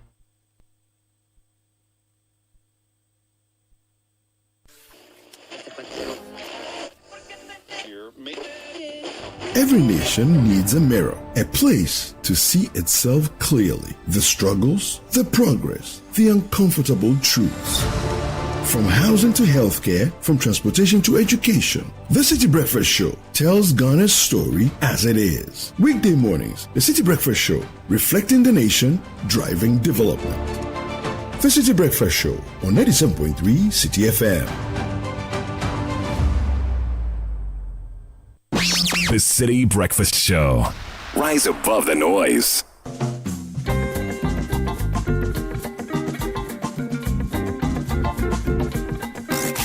Unleashing the power of relevant radio. This is Citi 97.3. It's 9:30 on the Citi Breakfast Show, and we're still celebrating a boat tail. The good news we all have is that there are some new friends on board the Heritage Caravan. Yes, sir. And so Frema and Apioka are back to tell us more. Last couple of weeks when you came, you spoke about the number of sponsors we had on Heritage Caravan. It looks like you have more. Yes, we do. Yes, we do. So today is 9th. We have about 22 days. Right. Or like, just about. Yeah. So tell me what's happening. What's the latest with Heritage Caravan, Frema and Apioko? So with Heritage Caravan, I mean, we still have people calling. Do we still have slots? At this point, I'm like, no. Unless maybe a company you want to come and sponsor, but just coming to have fun or coming to explore Ghana, dear. At this point, But we still have companies coming in, and we are very, very excited about it. Already, we've had new ones joining, for the first time as sponsors on the caravan. We made mention of the Nana's Rise. We spoke about our official timekeeper, Caveman Watches. And you know that once it is a road trip, we need the vehicles. And once we have the vehicles, we need them to be powered. And that is why we are very, very excited to announce that these guys have always supported us and they are still on. Sometimes you sleep and you know that, okay, if nobody comes, we know that these guys have become family members and they'll always be there for us. And we don't take, their sponsorship for granted at all. And so the Orange community or the guys are officially on, and so we can, sleep in the bars. We can decide to detour because we got fuel. What I say, fuel are shorted. It is never our portion on Heritage Caravan. So, ladies and gentlemen, as we announce the national fuel supplier, the Ghana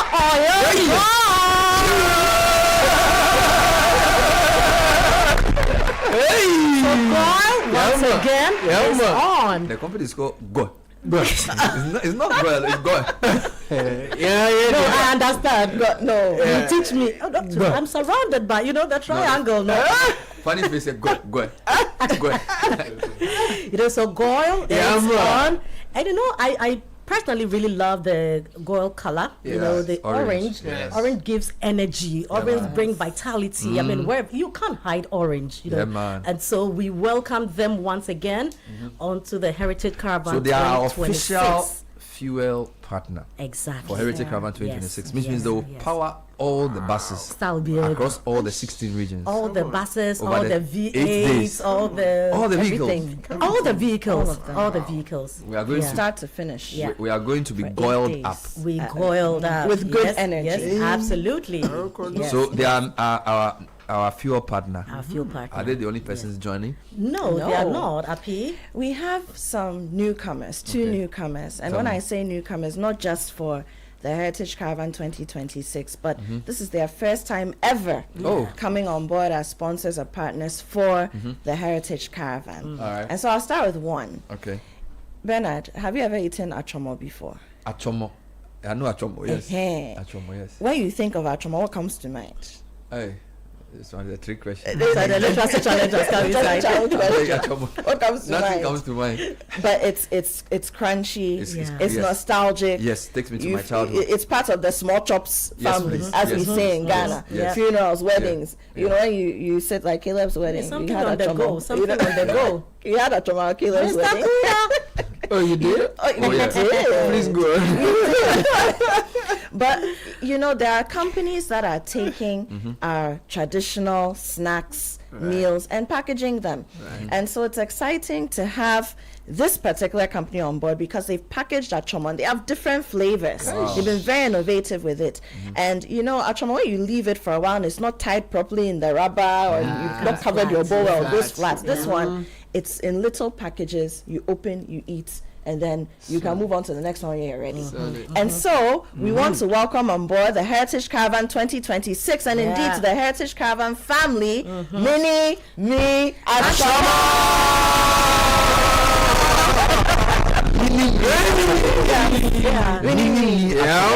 But you know the achomo is very, very, very important. I'm telling you. On this on the road.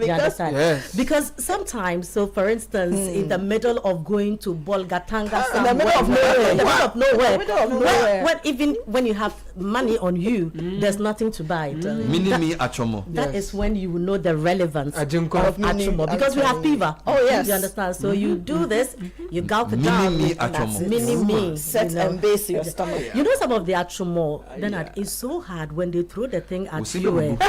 Forget it can be your head, a weapon. They can throw the thing. So this one is not like that. Very soft, you know, but so still crunchy. Yes. Oh yes, you'll be achomolized. Absolutely. So Mini Me Achomo is our official achomo partner. Yes. Who else is coming on board? And you know, once achomo is on, I mean, usually when you are traveling, I don't know, but when I was growing up in Kumasi, you know, and my mom would travel to Accra, you know, the Nsawam bread, and you know, there are specific bread that you need to bring home. That's the only thing that would make us know that you went to Accra. You understand? And these types of bread, you know, sometimes it's not about butter. No. It's not about margarine. But you need something that when you eat simple and you are not done, you can still package it. And you see, on Caravan, we don't throw anything away. So the bread, you eat small, you have to still put it in your bag because it will be it will come in very handy. So once we have achomo on, once we have nanas rice on, once we have piva on, by all means, we will also take bread because I'm getting, you know, info that some bread people also want to come and do a show. Now we want to let them know that even before they decide to bring the food, we have what we will add to the bread. You know, so we I thought also you were going the bread line. the bread, you know, it's important. But yeah, what the bubble bread before we get the bread, we have to hurry up and come. Yeah, letting them know that we are ready for them. So what is this? once we have bread, we also need listen to the name of the product. Add me granite paste. That's right. Add me. So you have bread. Add me granite paste. You understand? So again, waiting for the bread to add. You understand? So the granite paste itself is inviting you. Add me granite paste. You know, so we have achomo. We have add me granite paste. You do all. So you have what's the achomo company's name? Mini Me. So they are coming from Multi-Pro. Okay, and the brand is called Mini Me Achomo. Yes. And the Add Me Granite is also from Multi-Pro. So Multi-Pro has multiple options. Has multiple options for us. Yes. So let's go through this. We have an official banking partner. Yes. Omnibisic. We have an official shito. Come on. Did you shito? We have an official watch timekeeper. Caveman. We have an official fuel company. Goel. PLC. And then we have an official, is it tin tomato or shito? It's tomato paste. Tomato paste partner. And you are doing jollof.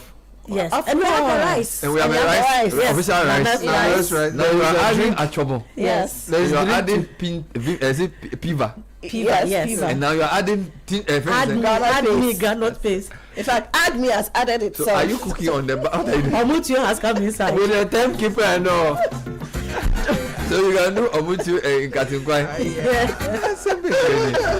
No, we have did good. So let me go through this again. Yeah. So we have Goyle, yeah, Mini Me, and Add Me for today. Mhm. Prior to this, you had Caveman. Yeah. You had Omni Basic. Yeah. You had Nanes Rice. Yeah. You had who else? Holland. Oh, you have your insurance Yes. partner. Yes. And then you had your Shito. Yes. And then you had your tomato mix. We have Gino. Yes. Asa and And no, Piva. Piva. Yes. So they'll give us the beverages and the water as When well. is the caravan event taking place? On the 1st of March. 1st of March. 1st of March. So today is 9th of February. Yes. So we have another 3 weeks. Yeah. 3 weeks to go. Can people register or it's finished? Oh, at this point. The bus has moved. But at this point, just say you meet us around Royal Century about. So some people come off the bus in middle so you can join. Maybe somebody says when they do commercial. Not announce Medina Junction. We beg you. We are not doing that. I know you'll come back and talk more. So we want to Yeah. congratulate Goyle Yep. for coming back on as our official fuel partner. Yes. We thank Admi Admi for adding themselves. Very important. And then Mini Me Achomo. Mini Me Achomo. Yeah. Charlie, busy. Apeke. Frema Edunyami is the head of events and partnerships here at Citi FM Channel 1. Apiokose Yamashon Abe is the head of programs production here at Citi FM Channel 1. Ladies, always good to have you. Thank you, Bernard. If you're building big, Vaneado is ready to build with you. From high-end apartments to office blocks, hotels to private homes, Vaneado is a trusted name for premium finishes at project-friendly prices. We supply luxury bathrooms, Cavallini kitchens and tiles that combine international quality with unbeatable value. And for the best, we offer bulk deals, special project pricing, and tailored packages to suit every pocket. Call 055 00031 or 0244 380293. Vaneado, powering bold projects. Now, love speaks many languages. What's yours? Sometimes it's a surprise gift, other times it's dinner for two, and sometimes it's the sound of a credit alert. This Valentine's, Stanbic Bank has got your back as you express your love effortlessly. When banking works smoothly, love flows with ease. Download the Stanbic app and enjoy the convenience of world-class banking.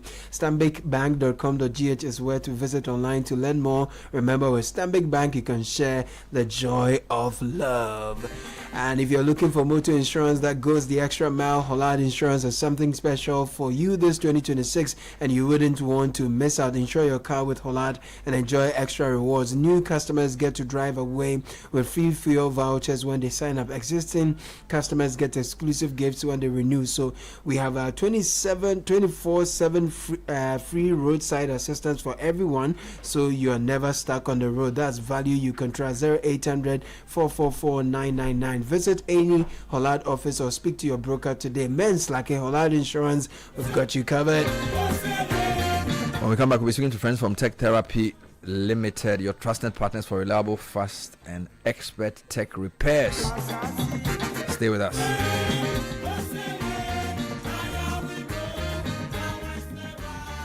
This is the City Breakfast Show, the city's biggest conversation.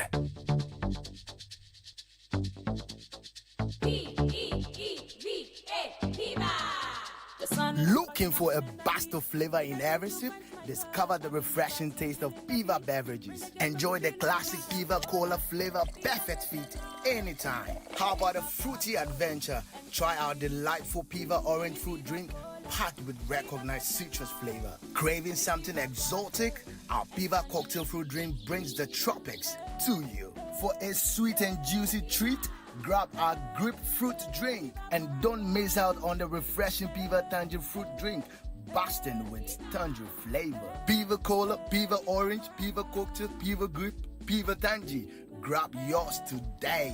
Available now at your local store. Call us on 055 00 32231. Piva, a taste you love. This advert is FDA approved. P for Piva.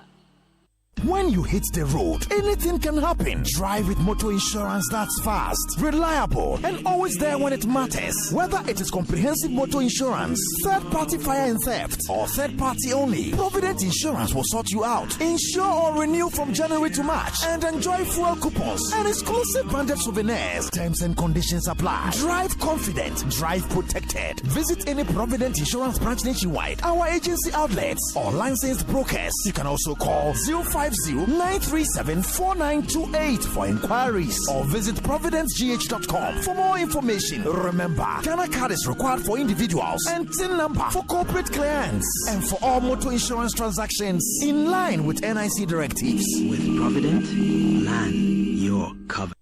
Electroland ya chedi hodro so kwaba wo de be che wado for Valentine you. Ye ma wo discounts a won TV da. Any a chedi so nkwa every top brands nina.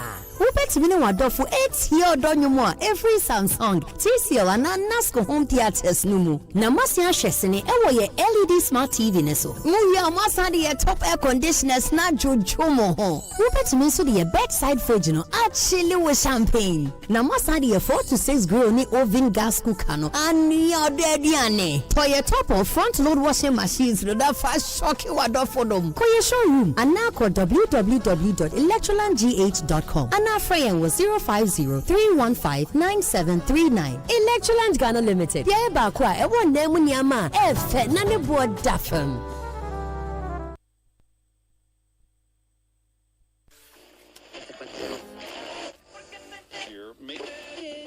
Every nation needs a mirror, a place to see itself clearly. The struggles, the progress, the uncomfortable truths. From housing to healthcare, from transportation to education, the Citi Breakfast Show tells Ghana's story as it is. Weekday mornings, the Citi Breakfast Show, reflecting the nation, driving development. The Citi Breakfast Show on 97.3 Citi FM. The Citi Breakfast Show. Rise above the noise.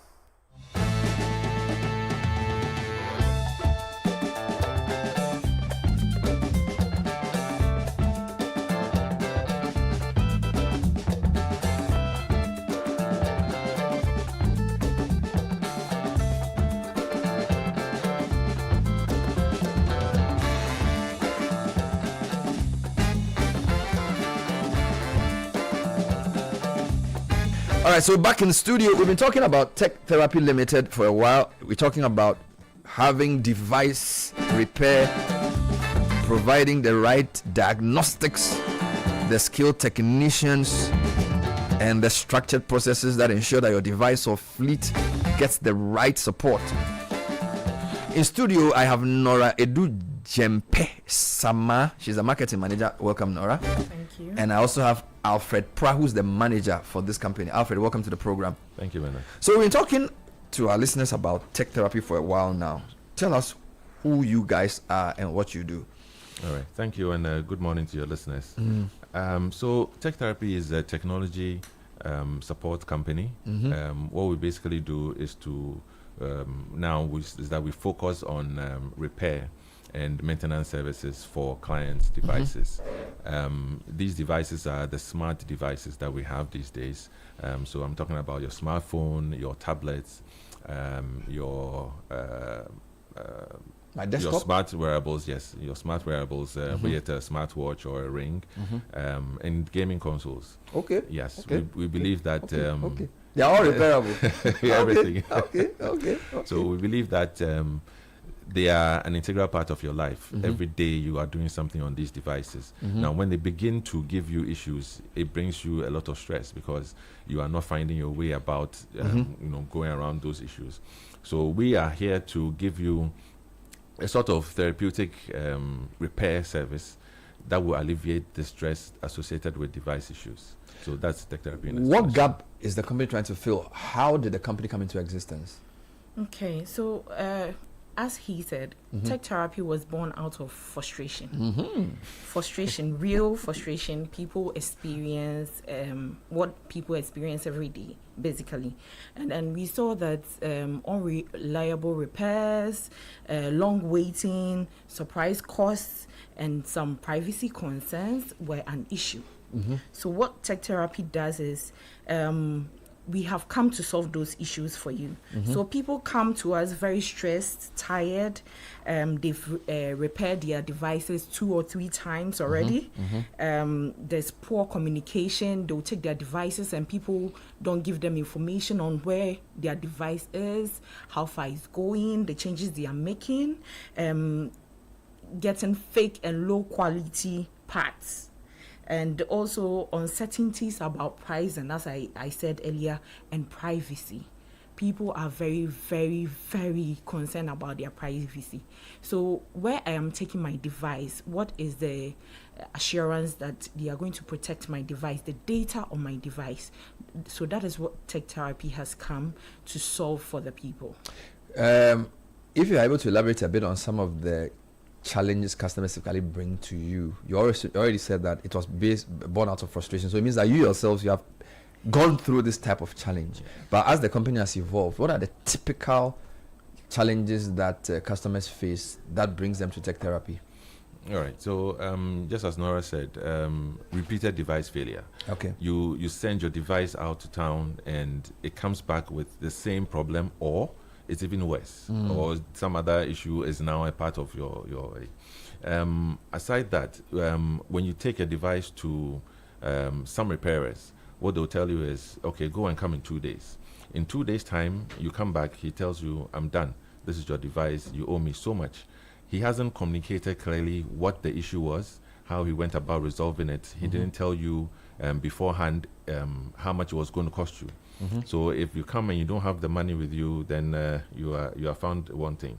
Your stress levels will still be maintained exactly where they were. So these are some of the issues that customers usually bring. For institutions and companies, what they usually experience is their downtime. Critical machines need a fast turnaround time. They can't go with the traditional bring your device here and then we'll take X number of days because we're not sure what the problem is. But when you come to tech therapy, we are going to sit down, we're going to sit down with you, we're going to identify what are the critical issues that you have, which are the critical devices that you need to be always up and running. We're going to give you preventive maintenance services, we're going to give you proper diagnostics so that you solve a problem once and for all. Genuine parts, very, very, very key. A lot of times you would send maybe say a phone or something to repairs. It comes back, no, this screen is totally different. The display is not as fine as it used to be. It even feels different to the touch. So we will give you original parts. Yeah. So let's talk about the other kind of services you offer, and then what makes you different from other repair shops people see around. And Nora. Okay. So the difference is professionalism, privacy, and then experience. So most people, as Alfred said, have issues when they send their devices to other places, and then they experience this lack of communication there. So what we do at Tech Therapy is, when you bring your device, we are going to run diagnostics on it. But then before that, we put you on our portal. So we have a portal that we update you constantly from time to time, so that you know where your device have gotten to, what changes they are making, so that, as he said, you don't get any surprise payments.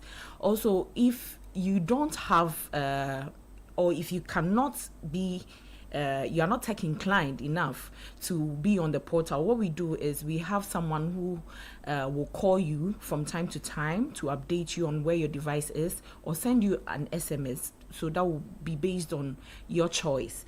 And then also, I'm going to touch base on the privacy issue again, because it's really important to a lot of people.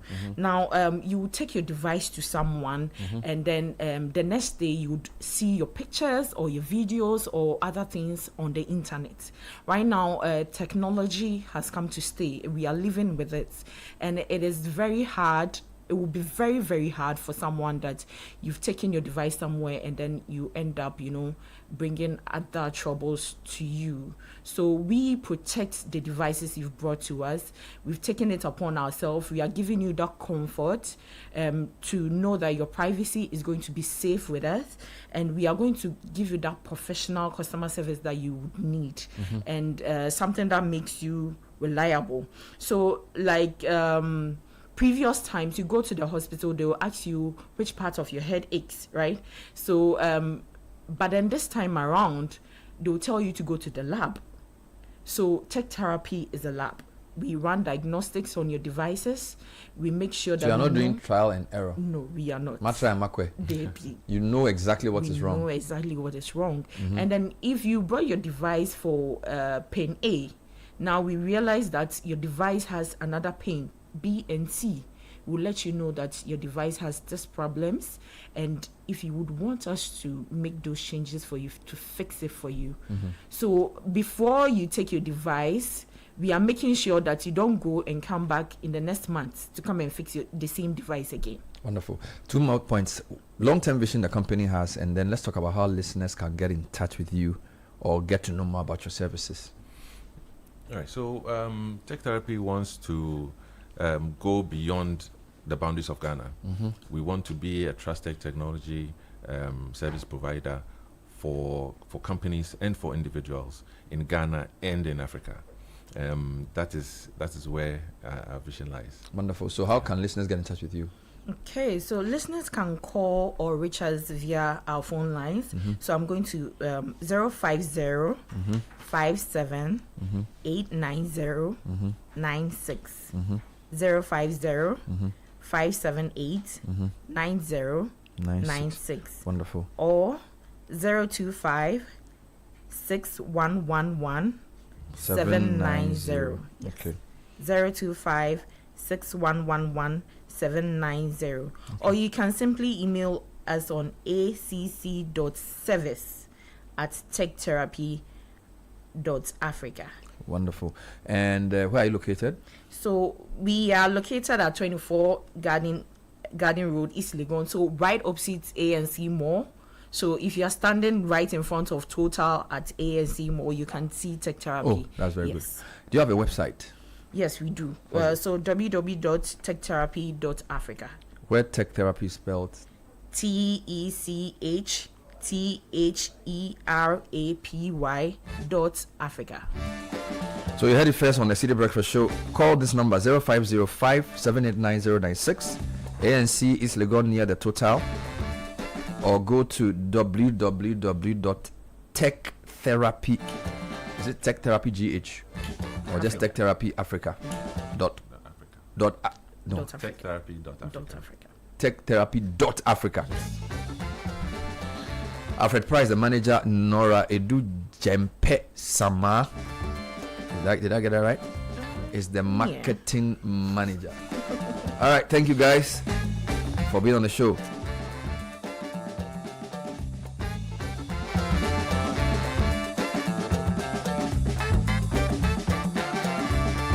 Three minutes at all the hour. Litina Travel and Tours has a 2-in-1 experience, uniting world-class football and global business in one unforgettable journey. Join us for our packages, including visa to watch all 3 group stage matches of the World Cup, 3 official match tickets, return charter flights, hotel accommodation, and travel insurance, and exclusive access to business networking events across all 3 host nations. This is not just a trip, it's history in motion. It's football, it's opportunity, it's Litina Travels. Call 0244 260-789 or visit us at Alisa Hotel Northridge and secure your spot on this once-in-a-lifetime journey. Litina is your gateway to the 2026 FIFA World Cup happening in the US, Canada, and Mexico. And if you're looking for a best of flavor in every sip, discover the refreshing taste of Piva beverages. We have cola, Piva orange, Piva cocktail, Piva grape, and Piva tangy. So grab yours today. Available now at a local store near you. Call 0550 032 231. Piva beverages, a taste you will love.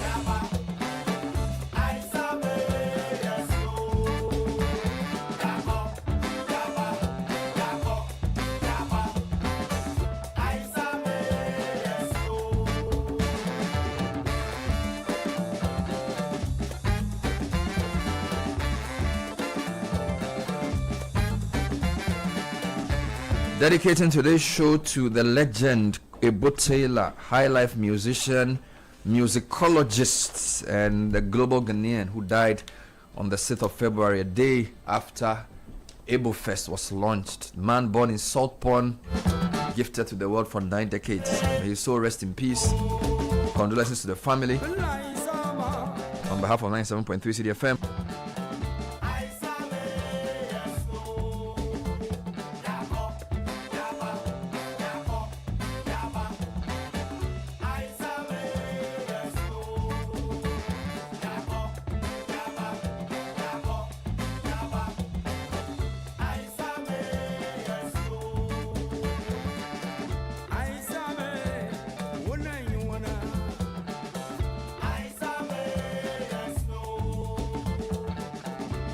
All right, so that's what we have time for. My name is Bernard Avle. I did the show with Caleb Kuda. I also had Godfred Akotoboa for joining us. Shimaraba Benning is here with Citi News at 10. Good morning. Good morning. Coming up in the bulletin, pressure mounts on NDC to annul Ayawasu East primary as majority in parliament demand cancellation of the results, and 2 arrested over illegal grave digging at the Osu cemetery. Let's settle for the details of our stories now. Pressure is growing on the National Democratic Congress NDC to annul its Ayawasu East parliamentary primary following allegations of vote buying. Reports claim some candidates distributed items and money to delegates. The majority caucus in parliament has condemned the alleged act and is calling for the election to be cancelled. It says any candidate found culpable should be barred from a fresh primary. After extensive deliberations on the matter, the core leadership, as well as the extended leadership of the caucus, has resolved to communicate to the Functional Executive Committee of the National Democratic Congress following constituency be annulled immediately, that any candidate who participated in the said primary and has been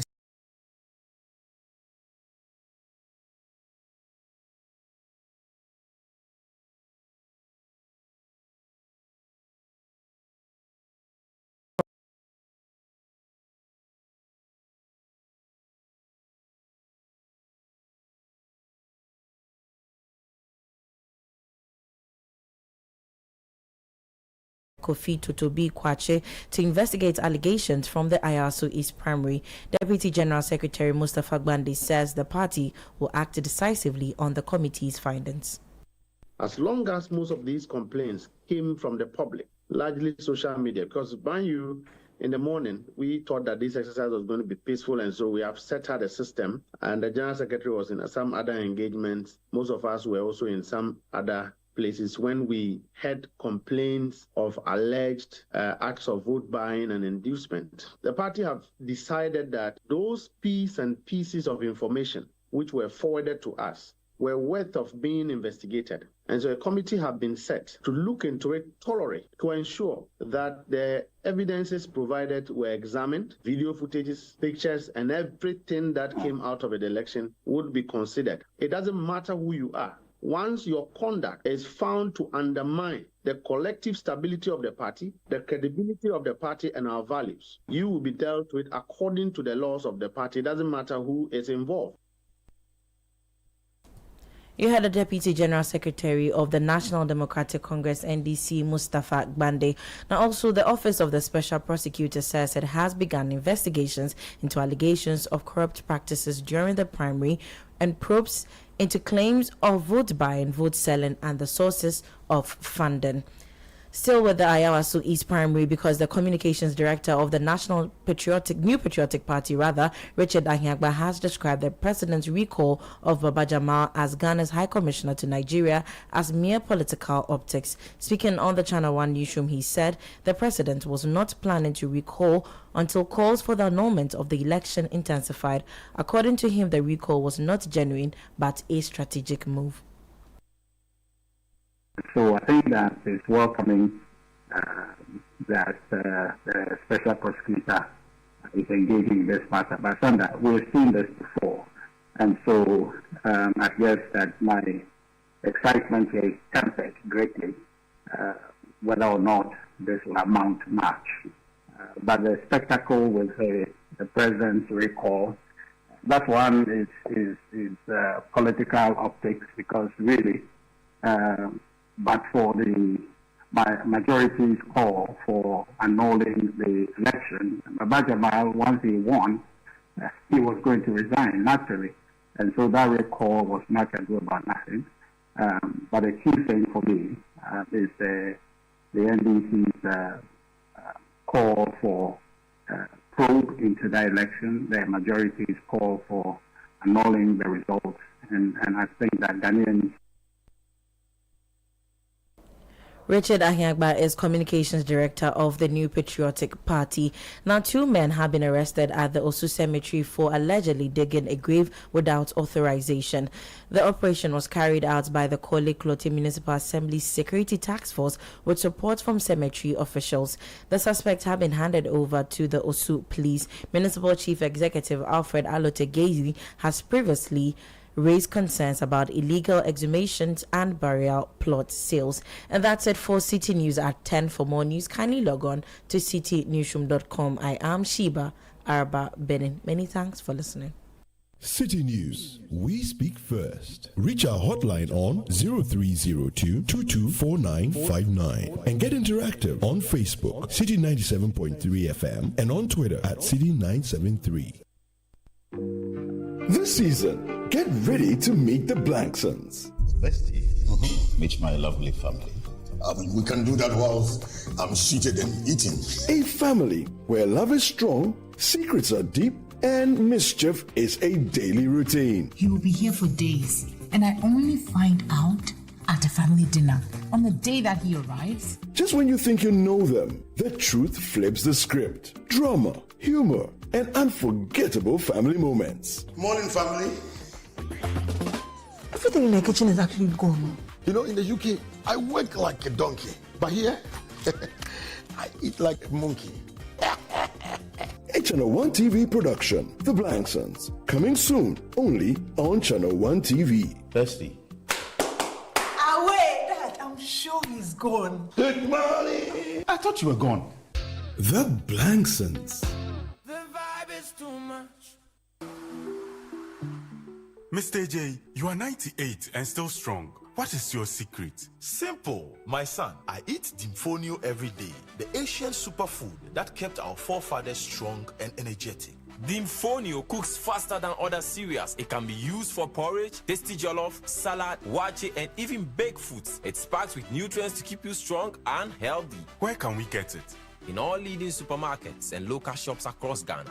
Dimfonio, our heritage, our pride. For bulk purchases, call Amati Company Limited on 0200-775144. Dimfonio, nourishment for today. This advert is approved by the FDA.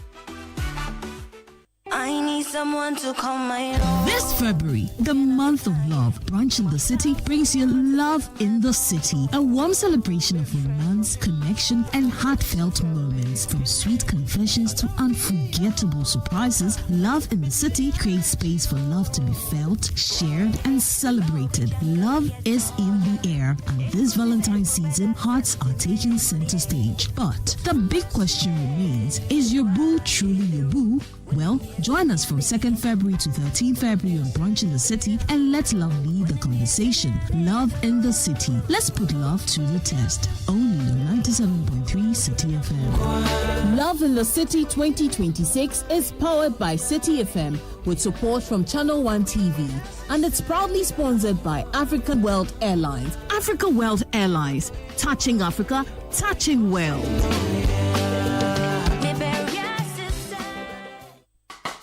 Electroland Love Offers is here. Give your special one an electrified Valentine's gift. We've got you. Top brands, crazy discounts, and freebies. We are sorting